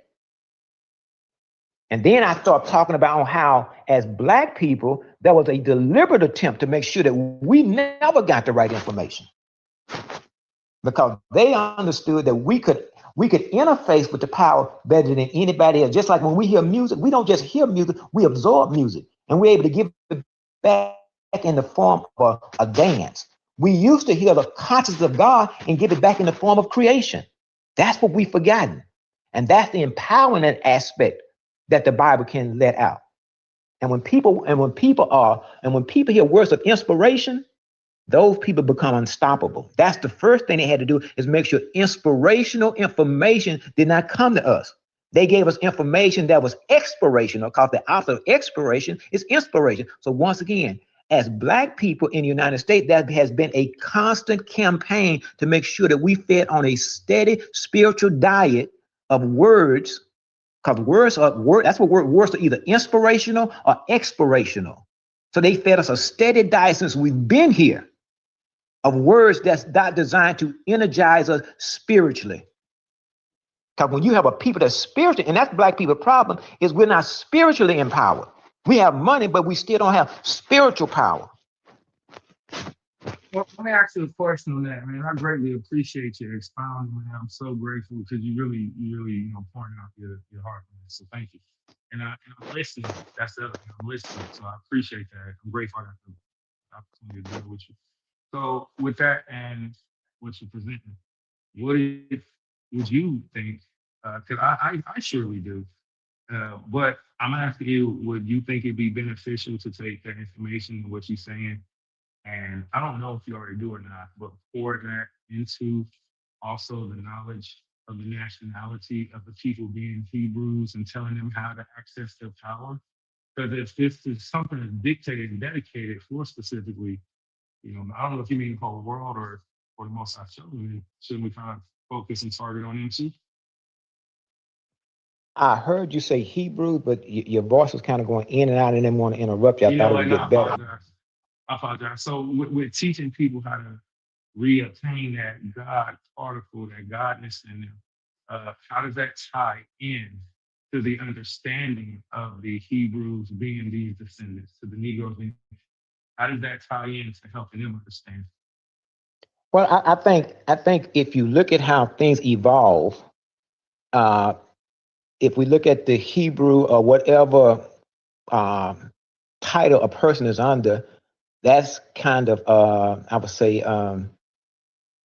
I don't want, for lack of a better word, just say if you look at how things evolve, people evolve from tribalism, from tribes into communities, from communities into neighborhood, from neighborhood into states, states into countries, countries into world. So the Hebrews have their particular understanding, but what I'm saying is there is levels that take them beyond Hebrew to becoming Christ-like.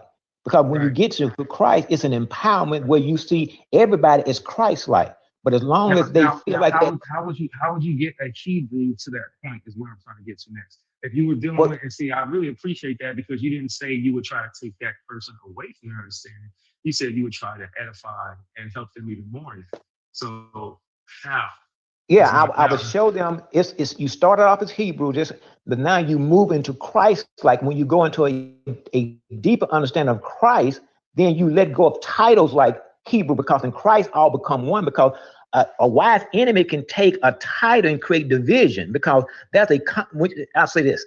If you're looking at mathematics, for example, and you have 1/2, 1/3, 1/4, and 1/16, you find the common denominator. If we're talking about Christ, then we have to release certain, you don't have to release, but understand that you expand the title.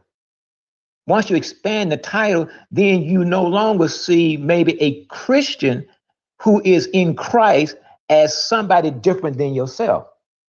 Because ultimately, what we're trying to become is what I would call the sons of God. Because that's when I believe a person named Jesus came. He came to bring us what title we should wear, and understand that a son of God is not gender-based. It was a title, meaning that now that you wear this title as the son of God, you're not in a position to receive what's called the highest level of anointing, or the Spirit of God. Because the Spirit can come and measure based on what title you are. A Hebrew can only get so far with that title. A Muslim can only get so far with that title. Why can a Hebrew only get so far with their nationality name when their father's name was Eber the Hebrew, which was the father of Abraham, the Heberite. So how can we only get so far? Wait, I'm almost done. I'm sorry. I should have made it sound like, and I apologize. It was the way I said it. So how could we only get so far with the title of being Hebrews when even Christ was a Hebrew, and the Hebrews are given specific instructions to follow? And that's what I want to know, because I'm not against what you're saying at all. I just want to know, how could I make sure that I'm secure, and how could this information help edify what the Hebrews are already told to do? No, I'm not saying I'm not saying what they're told to do is not right, but I'm saying you'd have to ask ourselves the question, is God a Hebrew? No, because he's not, because he is the maker of the geneos of the children of Hebrew. So he wouldn't have been a Hebrew, but he is the maker of the race of them. Okay, I use this analogy right here. When my daughter was just like 4 years old, and she would go and draw stick men and stick women, and she would come and say, "Look at this, Daddy." And I would say, "Oh, that's nice. Now go draw me something else." And she go draw a sun, and she may draw a little house, and I would praise her for what she did. Now, my daughter thought I was at that level of consciousness because I was praising her, because I was working with her at her level of consciousness. Now, if my daughter is 30 years old and still drawing stick men and stick women, I have to realize I have to have a different conversation with her. Because once again, because I praised her, she thinks that I'm at the level of a Hebrew. I'm growing her up so she can have a deeper understanding. But if she's still drawing stick men and stick women at that age, something has stunted her growth. So the Hebrew title was to get them so far in Christ.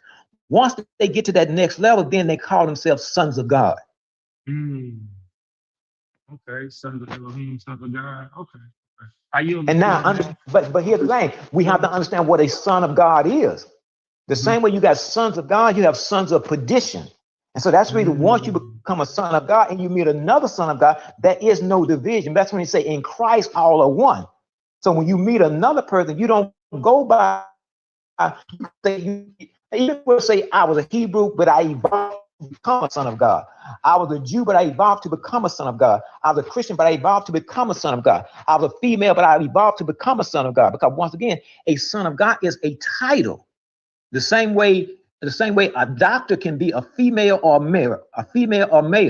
So when you were a son of God, it was a title, once again, denoting the highest level of anointing that one could receive. So the person named Jesus comes and lets us know that I am the Son of God, according to the Spirit, but according to the flesh, he was the Son of Man also. You don't just give up your total identity when you're operating in this world, even though you acknowledge that your capacitance has grown for you to receive the full measure of what God can pour into us.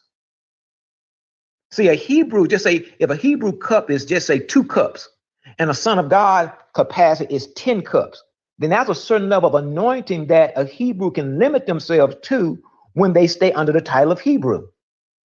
I don't agree with that. And the reason being is because, say, for example, I'll say I'm not saying I disagree with everything you said, because you said some beautiful things. I just don't agree that a person, would limit themselves to the concept of Hebrew in comparison to the concept of the Son of God. Now, and the only reason being is because, say, for example, Yeah, I'm losing your voice again. I'm losing your voice. Oh man, it's the compound. It would be better if I listen right now because of the area I'm in. I'm gonna hold my opinion to myself, but I'm enjoying listening, man. Can you hear me okay, or should I keep going? Yeah. I can hear you now. Anytime I say I'm not hearing you, you do something and then you come in clear. Yeah, it's the area I'm in, brother. I appreciate you. Okay. Every one of my opinions really are important. You know what I'm saying? So just let me keep listening to you, please. I didn't agree that we limit ourselves upon ourselves Hebrews because the staunchness that the children of Israel are supposed to have pertaining to the customs and the Torah and the belief supposed to be so firm that it won't shake us. Now, if we want to go from, elevating and then going to the next level, I think that's also awesome. And that's what I'm trying to see, how do we do this with this teaching that you have me? I come to you, I say, Master, what must I do to be saved? Like the rich man. So I do that. I say, now I come to you, I say, Master, what must I do to be saved?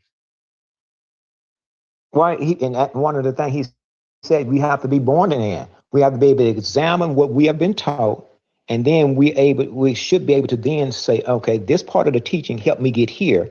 But now, if I'm to go to the next level, I have to then be able to accept something that will take me higher. It's like, And like when something. And now I ask you, what is that something? See, because we'll go to the next example, which will just be kind of more time consuming. But I want to get to the root. What are you giving me that will make what I'm already doing better? What would make me less childish and more spiritually mature like you? I want to be a God too. How do I get to your level?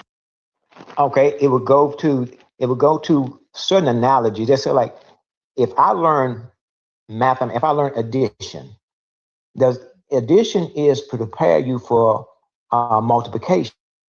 Multiplication is designed to prepare you then for the higher forms of math. So my point would be is that we get to a certain level, whatever philosophical teaching that we had to prepare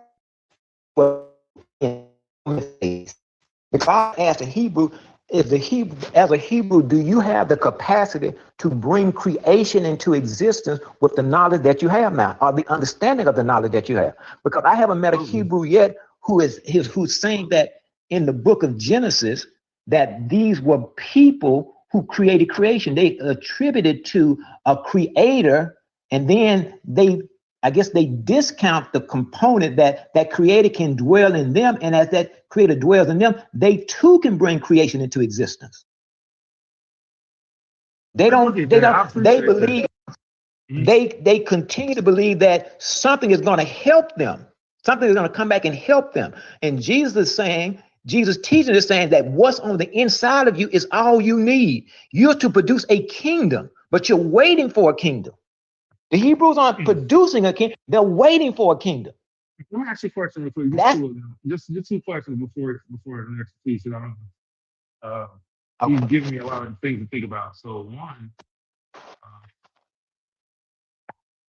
well, I guess I'm gonna start with two. Two, the Hebrews are waiting on a kingdom. I thought the Hebrews were supposed to wait on the kingdom. That was one thought. If they're not supposed to, and if they're supposed to be doing something else, I want to know that. But the other thought, and I thank you for that. Like, I want to know, why did you say the Hebrews are waiting on the kingdom? I thought the Israelites, I don't say specifically because white people are Hebrews, Arabs are Hebrews. They're Hebrews, they're just not, Israelites. So the Israelites are supposed to be waiting on their kingdom to come. Is there a different way of going about it? You say the Israelites are supposed to be waiting on their kingdom? Yeah, kind of. Is there a different way of going about it? Yeah, that's what I'm saying. See, once they have received the source, that What's the source has source? to, if we say the source is the Father or the Creator. So I thought if we received the Son, then we received the Father. Yeah, but when we receive the Son, we have, but now it's a matter of understanding that one power stays at a particular limited phase so it can already receive from the unlimited phase, because energy moves from what's called higher potential to lower potential. So when you dwell as a son, you don't bring the full level of brilliance or the full office of God into this world because it's not needed. So as a son, you start looking at whatever you have to do, say, okay, then you petition your higher self or your father's self. And it's difficult to sometimes talk about things in a language where the language is not sufficient to really capture what you're trying to say. So let me say, I'll say it this way. Jesus is the Son, but he's also the Father. I get it. Jesus is the Son, but he's also the Father. So you say, well, is he praying to himself? No, it's like saying, I use this analogy right here. It's like at the time when your father got with your mother, you resided in your father. Then your father released you out of him, and now you grew as a separate entity. So Jesus understood that he's now one with the Father, but when the Father releases him, he has a different identity, but still a oneness with the source. So now, as he now puts on this, so now as he puts on this flesh form, he can always petition the source to send him power. Because you don't really know what you may need in any particular situation. Because you're going to get, when you put on this flesh, you're going to have to eat, you're going to take baths.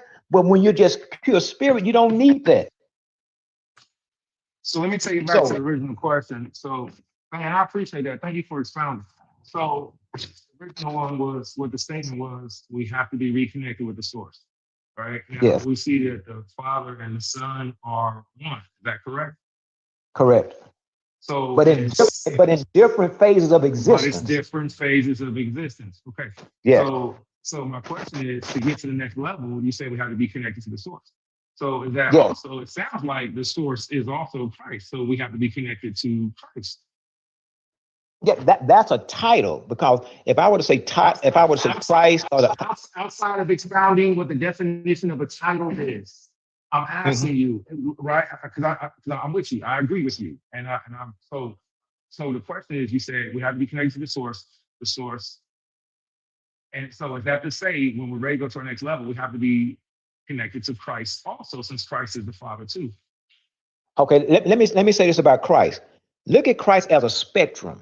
The same way there's what's called electromagnetic spectrum. You got this level of the spectrum, this level of the spectrum. So if you get connected to Christ and you at the 3-year-old level of Christ, you still don't have the power yet. When Jesus, according to the story, answer, just yes or no answer, please, and then I will be able to understand your explanation. See, what happens is people have to try to translate your unknown explanations because they don't know where you're coming from, instead of just saying yes or no. You get what I'm saying? Thank you, King. So yes or no, we got to go to the source. That's the question. Was originally 3 questions back. How do we go to the next level? You said get to the source. And then we came to the conclusion that also, I think that also Christ and you said the Father are one. So that would be making Christ the source. So to say, how do we get to the next level? And now I'm saying, do we got to go through Christ? No, a better way to say it is understand that you are the source, but you are the source in a limited phase until you come to a until we come to a consciousness that we are the total source. Understand that. I 1200% understand that. So let me go back to the original question for the 4th time. Now you answered it. You answered it. You answered it. You answered it. But when you answered it, you opened up another door, because we brought Christ into it. And outside of the terminology Christ, let's just say the Son of the source, right? Let's say the Son of the source, the God, right? Right. So Mhm. we have to go to the son of the source in order to get to the source. Is that correct? Well, when we're saying going to the Son gives us the philosophy as to who we are. That's what I mean by going to Him. Otherwise, we would not even know that the source exists. So the Son gives us the philosophy as who the Mhm. source is. Then once we're connected, the Son really gets out of the way and Right. lets So us have we our go to the sun relationship. in order to get the philosophy, right? So we go to the sun and the sun gives us the philosophy. And then we, from there, that takes us to the source. Is that correct? We grow to become the source, like He Okay. did. So I'm asking because I want to get clarification. So we go to the source. The question was, how do we get to the next level? All right. You say we got to understand that we're sons of God, right? So Mhm. we go to the now, how do I get to the next level? We go to the source. Okay, boom. Now the Father and the Son are one because the Son really is the Father. So that would be saying the Son and the Father are the same source. So when I ask you, do I have to go to the Son? And then you say, when we say go to, you know what I'm saying? You know exactly what I'm saying. So I'm saying, do we go to the Son to get the source? Then you say, well, the Son gives us the you know what I'm trying to say. Thank you. He gives us that. And then from there, we take the information and then we become like the Son. Is that correct? Correct. We become like the Son. Correct. Okay. So after we become like the Son, does that take us a step further to getting to the source? How do we become like the Son? No. Once we've made it to where you said, because we just hit a save point in our game. We just made it to the next level, we made it to a save point. So right here, once we go to the sun, we learn the son of the sources, philosophical teaching of his father, the source. Then we internalize that and we can become like the son. Is that correct? Yes. Okay. And then once we become like the son, now my question comes back to you. How do we get to the source? Okay. I think I understand what you're saying. Thank you, King. I appreciate you. Each person's journey will be different. So everybody will have a cross to bear. So if I told you that you would need to do this, that may not be why you're here.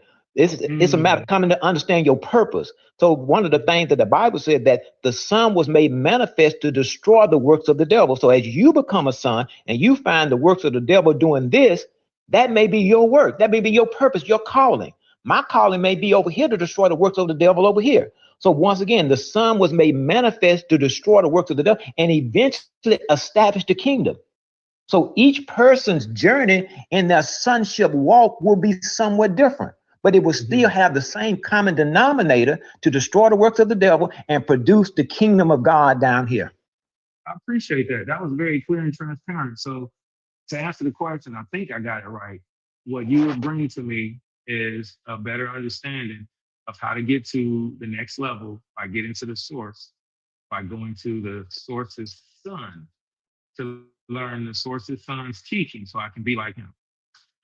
Yeah, that would be the rocket fuel to catapult you into understanding your purpose for being born.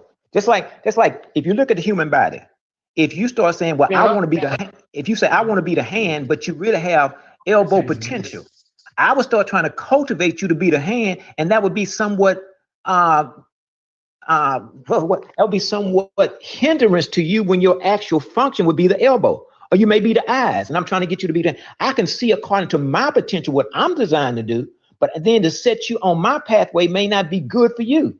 So as you now come in communication with the source, it will start directing your path as to what your purpose is. I appreciate that, man. That was a great breakdown. You just told me to get to the next level. I got to get to the Lord. I got to go to the Lord. And I think that's pretty much where I am. A lot of people are too. The scripture says, if any man cometh another way, then he cometh as a thief.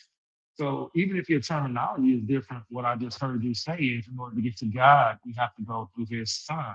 I didn't hear you say we don't have to keep his commandments. So it sounds like you're teaching Isaiah 8:20 to the law and to the testimony. And if I'm wrong, stop me and say, brother, I don't believe it. It sounds like you're teaching that just from a different terminology perspective. So I could be wrong, but my question was, how do I get to this? Your answering was very clear. It's the same teachings of what I already know.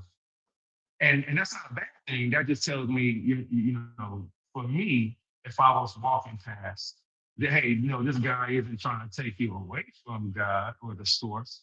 He's just trying to get you to be more perceptive. That's what I'm hearing. Unless, you know, because I didn't hear you say you're against the Messiah, Mashiach.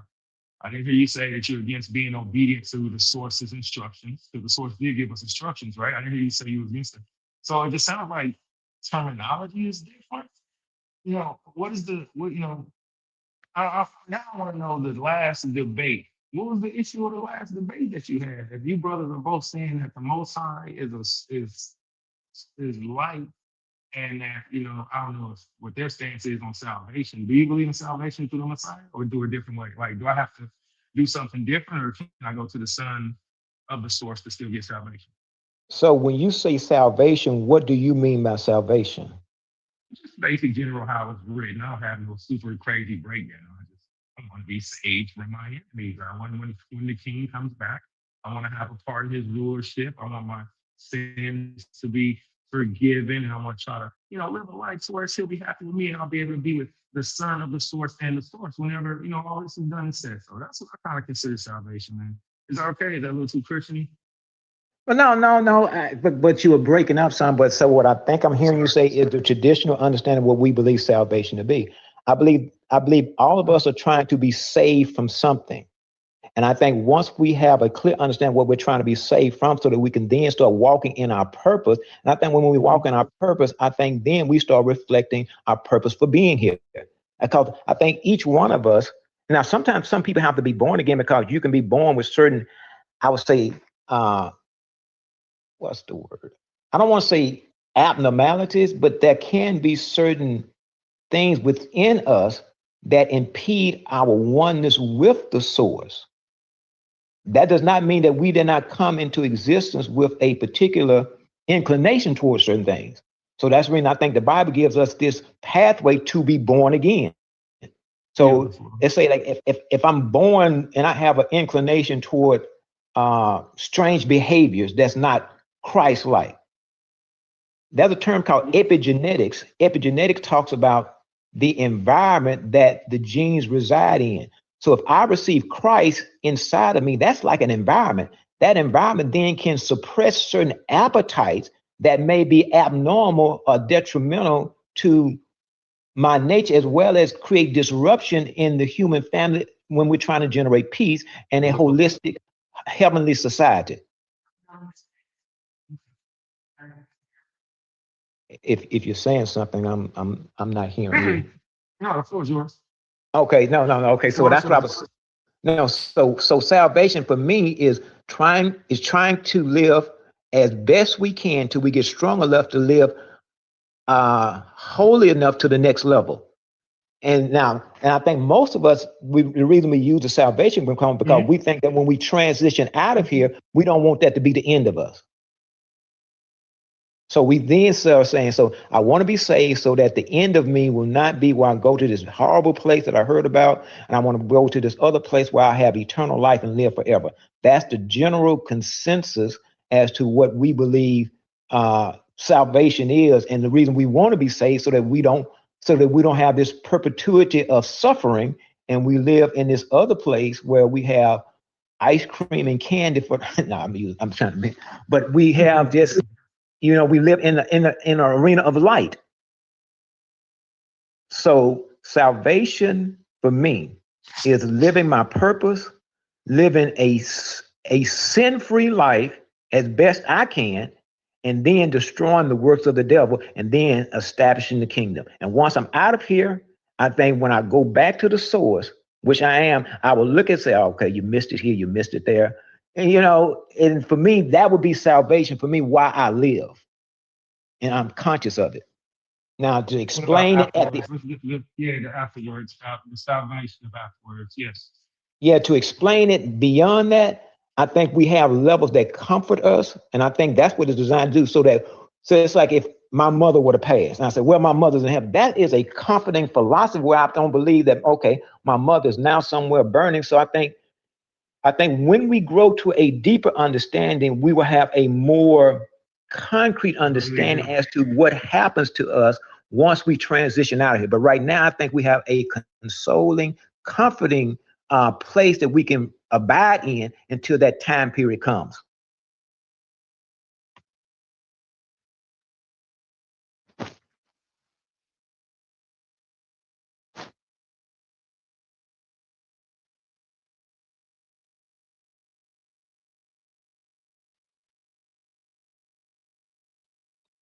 Did we get cut off?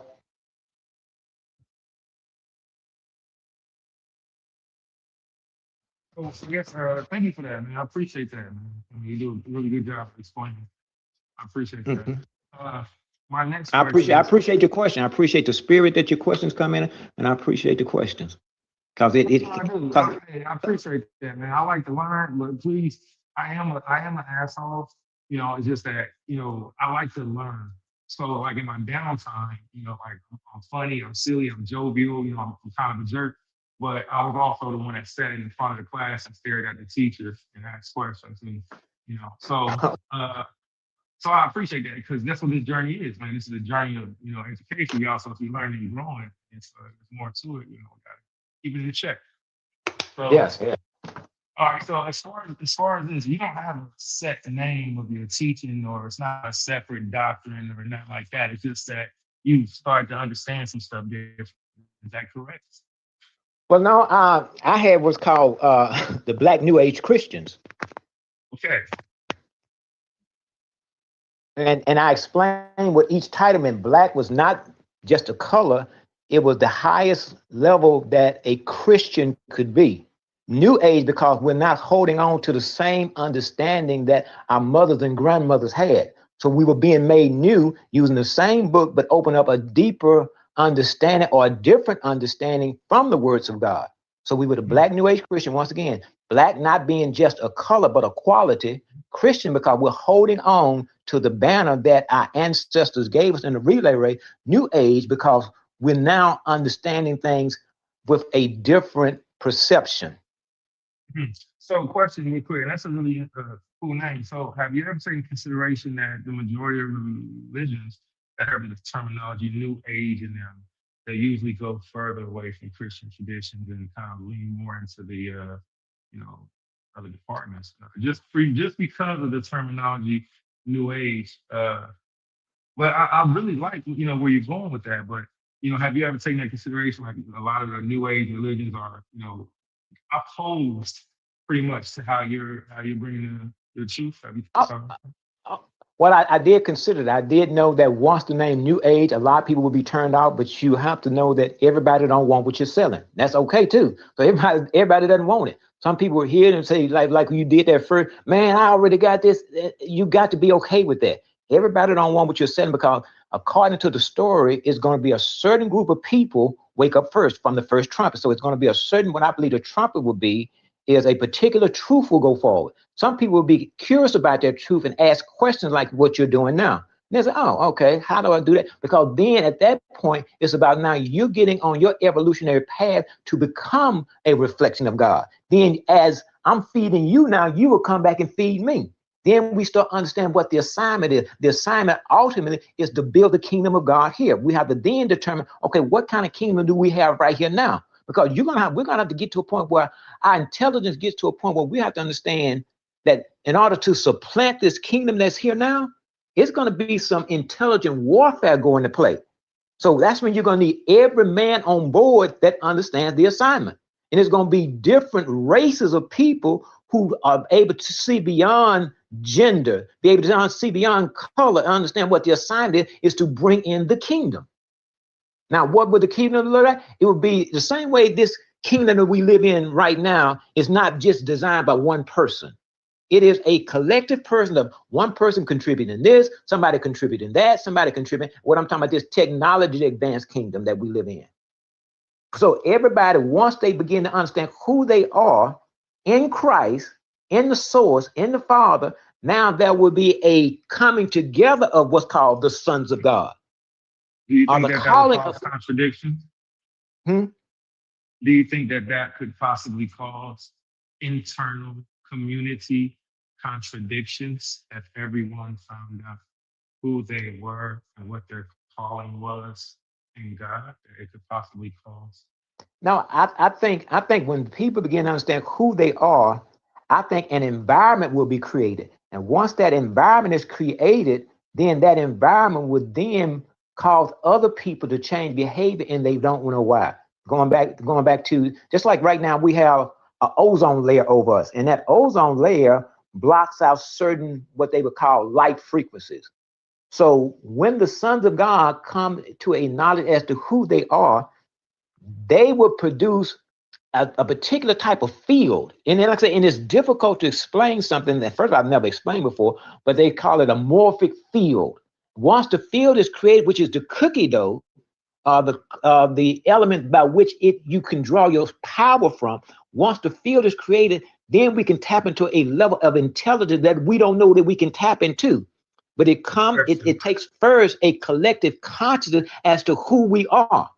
Once we understand who we are, then that's the aiding of the system, or the aiding of God coming to assist us now in our endeavors. Because the Bible talks about in the book of Genesis at the Tower of Babel that the people were one and they were on one accord. And it said that anything that they can imagine, they will be able to do. So therefore, only thing we can do is talk about it right now and then understand what the oneness will be, and then understand what will come to assist us, which is what they call the Holy Ghost in our endeavors.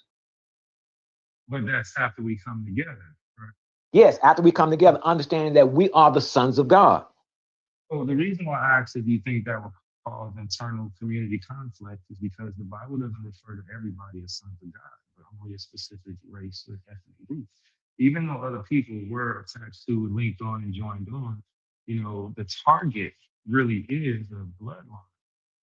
So that's why I asked if you think it would cause, because now we're looking at what would be called, if everybody would, and I would, that it'd be like the way that you said, I would. I got the same heart in my chest beating like yours, brother. I would that we was all on the same page. Wouldn't it be so unified and beautiful? Man, just a paradise on earth. Well, see, when I'm saying son of God, I'm using language because right now, in order to communicate, we have to agree on certain terms. But really, understand what a son of God is. If we look at the etymology of the word son, it comes from a Middle English word sone, S-O-N-E, which is 40 decibels above the normal threshold of hearing. When you were a son of God, you were able to hear light. And inside of light, there was consciousness. So as a son of God, it was not based on gender. It was a title where you heard light. And just like if I'm trying to hear the light, say, okay, what do I need to do here? Then I would decode the light and the sign and say, thus saith the Lord. So the same way you have sons of God, you have the sons of perdition who hear on a lower vibration, and they produce a kingdom here. So when you see things like gambling boats, and you see things like real quick. I'm sorry. So when you say we break it down like that, or we decode it, right? And it says sons of light. Can you give me that breakdown? Or you said when it says sons of light, it actually says what again? And then you went into the mathematical explanation. You said when it says sons of light actually says.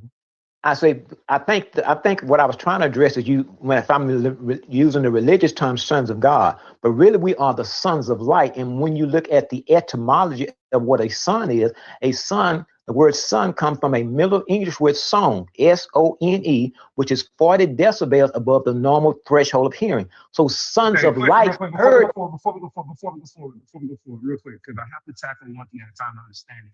And, I just want to make sure I don't get left behind in class. I'm a little bit slow, so be patient with me. So you just gave me the etymology of the word S-O-N. Is that correct? Correct. Can you read it to me, please? Can I read it to you? Will you please read the etymology of the word son and show me that that's what the meaning is? Yes. I'm telling you what I've read. I'm not reading it right now. I know you're not. So can you pull it up on Google and read to me the etymology of the word sun and show me it means the same definition of the ball of gas in the sky opposed to being a child? Because I just want to make sure it's the right one, so I'll be on the same page with you. Otherwise, I'll start thinking about science instead of genealogy. That's what I'm saying. It says now the word son, because you have words that's called homonyms, words that spell the same and sound the same, but based on how they're used in content. It's not the same word. Yeah, it's the same. So I'm saying, okay, let me say it this way. When Jesus was the Son of God, he was also the Son of Man. Based on how you use it in content, that determines what he meant in terms of that word. Him being Yeah, the I son agree. of God was based I on agree. his hearing. Right. Being the Amen. son of So, man based on his biology. okay, I appreciate that. So I want to know, because it looks like you're putting the two together, like the doctrine of the sun and energy and of children and genealogy. I just want to make sure that No, I'm say correct. that again. Now, Okay. I need to understand when you break down the word sons of, you said sons of light or sons of God? Sons of light, correct. Sons of light, sons of light, sons of light, sons of light. Now, it sounds like you're taking that to scientific perspective. And it sounds like you were referring to the S-U-N, but given the definition of S-O-N from etymology, is that correct? So S-O-N and S-U-N have similar etymologies? No, I'm saying the S-O-N, the etymology of the word S-O-N come from a Middle English word, S-O-N-E, sown. Mhm. And when you look at what sown is 40 decibels above the normal threshold of hearing. And for me, that fitted what Christ was meaning when he said he heard the Father. Now, So he was that level of son where he could hear. right. So we just went a different direction. I gotta be really careful. Does the definition of S-O-N mean the same thing of what you're saying? Sons of light. And then what verse are you coming from? Because this is the only reason I ask. Because our personal etymology and what's written, you know, they don't line up.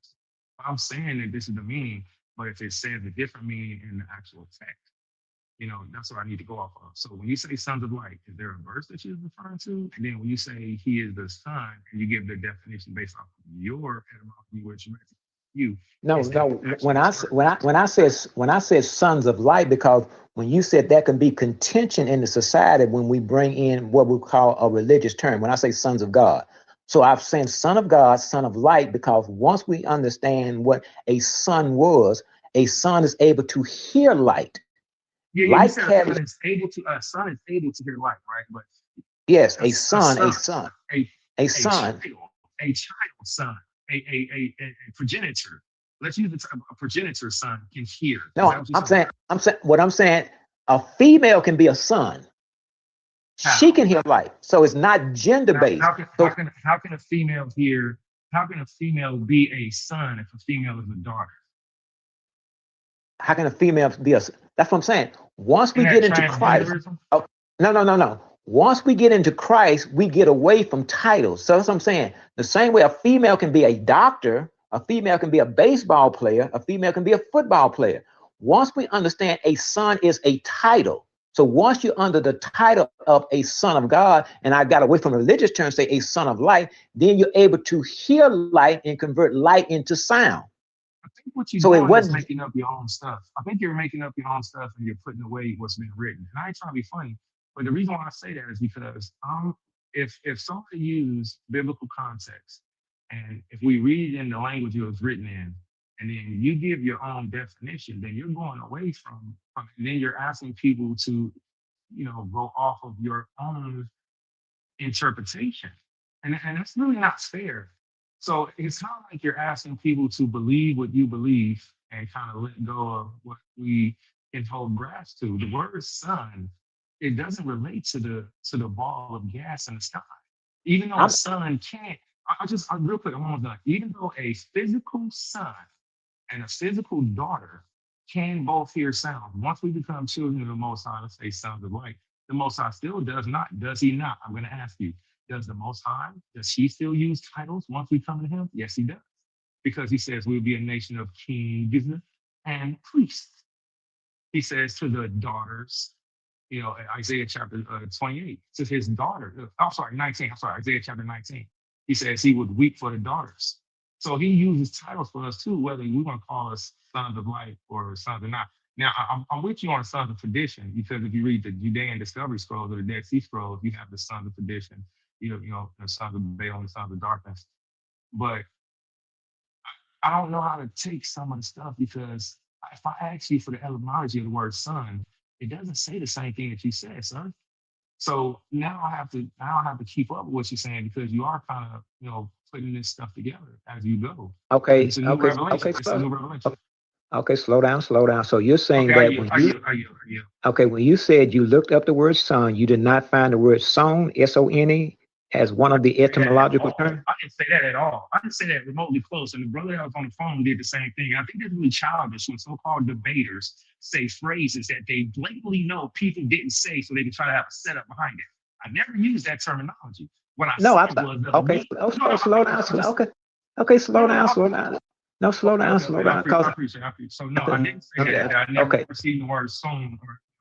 But okay, so what I said, the meaning there is being formed into what's comfortable for you, opposed to what the actual word that's used there is. And then you didn't give us, me specifically, I asked for, what verse are you referring to when you say sons of light?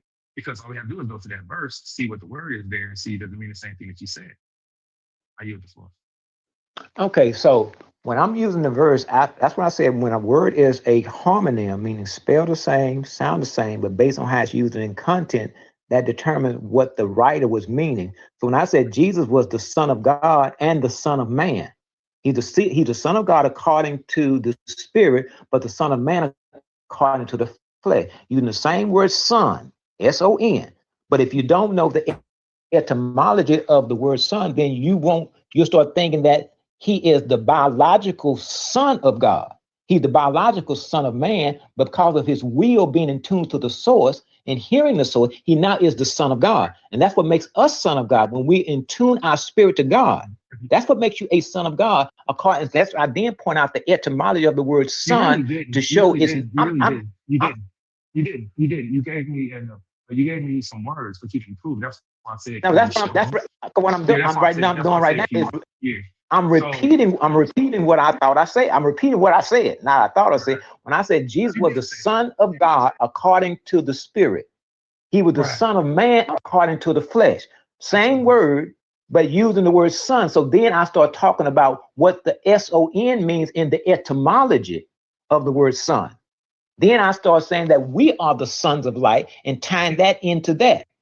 You did. You did all that. That's true. All that is true. It's just that you didn't show me what verse are you saying sons of light. You didn't produce that because no, I use sons of light because I use sons of light. The Bible doesn't say sons of light. The Bible says sons of God.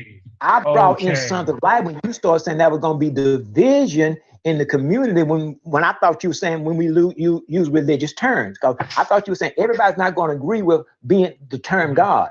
So that's what I'm saying. God, I'm saying God is God being a source, and in that source, Jesus tapped into that source and heard that source. Well, him being the son of that source, he could hear that source.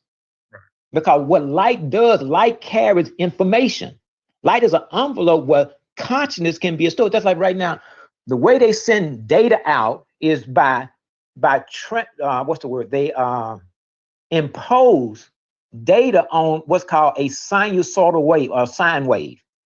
And your frequency wave has to be greater than the data they're trying to send. So you impose the data on the wave, and then when the light lands on the particular device, then the light of the device antenna, for example, the antenna then decodes the data that was in the light. So that's what I'm saying. As a son of God, we intuned ourselves to the light. Then as we intune ourselves to the light, we then got the data of the consciousness out of the light, and we could then hear from God. But most people aren't going to agree with you. I heard from God. So I'm saying sons of God are able to hear light.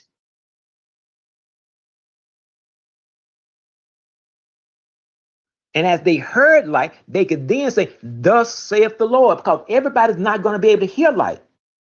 Because everybody's not going to have that attunement, because that goes back to trying to live right and be this antenna where you can tap into that realm where you can hear, at least interface with light, and then have the data within the light come to your conscience and tell others who don't have the same mechanism or the antenna device that you have.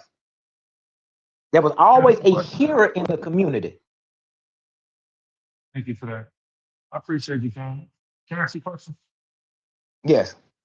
What's your teaching on the spirit of wisdom? The spirit of wisdom? Mm-hmm.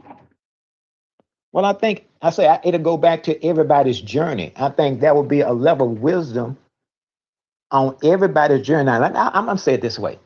I believe when you come to an awareness that you are the Son of God. Let's use Jesus, for example. If Jesus was in the source, and then he comes down into the world, he has written everything that he needs to go through to become who he becomes.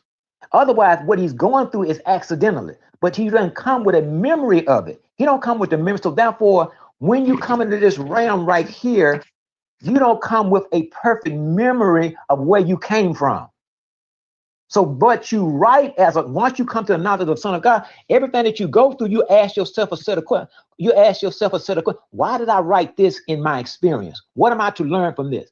You know, just like if you go to the gym, if you're going to build a certain muscle, you know exactly which routines you're going to go through to build your legs, build your arms, build your whatever you're going to do. So as a son of God, the wisdom is that when you go through something, you ask yourself the question, why did I write this for me to go through right here? Then you just, okay, then you don't become bitter about what you went through. But that's another level of teaching, that when you're making the declaration of Son of God, you cannot be upset, even though you may get upset. Because Jesus, for example, according to the story, that when he was on that cross, he was in such agony, he started saying, man, where you at, God? He didn't say it that way. He said, my God, why have thou forsaken me? Wait a minute, you had to write this. Otherwise, something is happening against the will of what you want.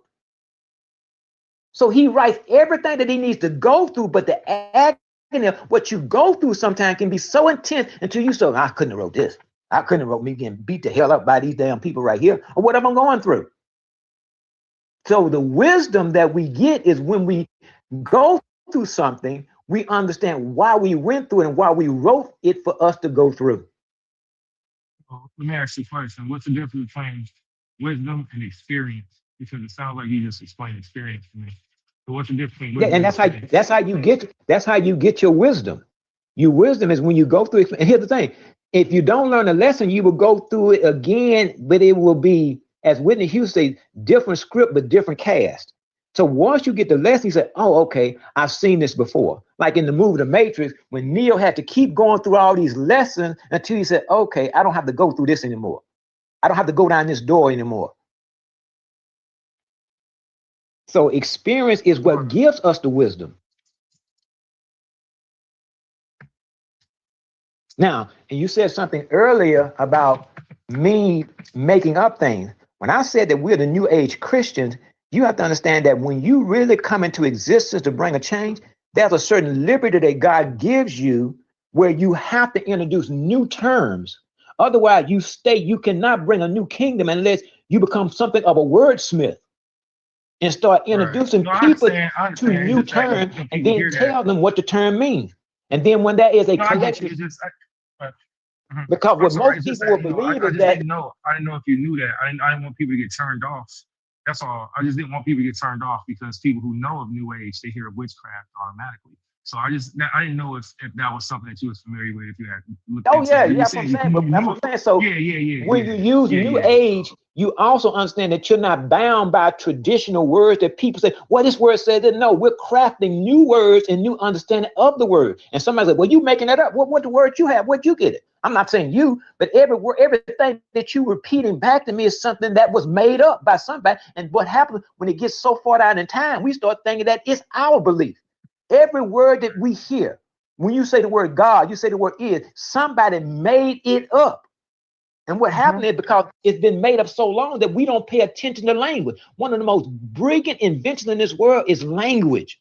It is so subtle that people don't pay attention to it. So if I were to tell you that the name of God, you like studying language? I like what? Do you like studying language? I like studying how language affects things. That's good. Do you like studying the origin of languages too? I do because it gives me a clear understanding. It gives me a clear understanding how they control things. Because you can say a word. If I say the word limp, I didn't hear you. Maybe one day you can look at some stuff together as far as what I know about languages, and I can maybe share it with you, and you can be like, oh hey, I knew this or I didn't know this. Just invite me to a language sit down session, man. That'd be fun. I like language and astronomy, and so. Have you heard of a guy called Guy Ducher? He wrote this book called The Unfolding of Language and Through the Language Glass. He talks about language. I'm a baby. Huh? No, I've never heard of it a day in my life. Okay, so he I wrote. said I'm a baby. I'm a It's, baby. I have two of his book. One is called Through the Language Glass, and the one I'm reading now is The Unfolding of Language. And that's the interesting thing, that when you find out, when you go to different What year was tribes, it written? How old is it? how old is what? The book. I had this book probably about 5 years now, and his last name is No, spelled. I'm sorry. I was saying, like, what century? What century did it come out? Is it like Yeah, first century, 16th century, 21st century? Yeah. This is a modern day book. Yeah, this is a. I say I've had the book about 5 years, and he talks about on how his fascination with language grew, and that's my thing, because that's one of the things he talks about.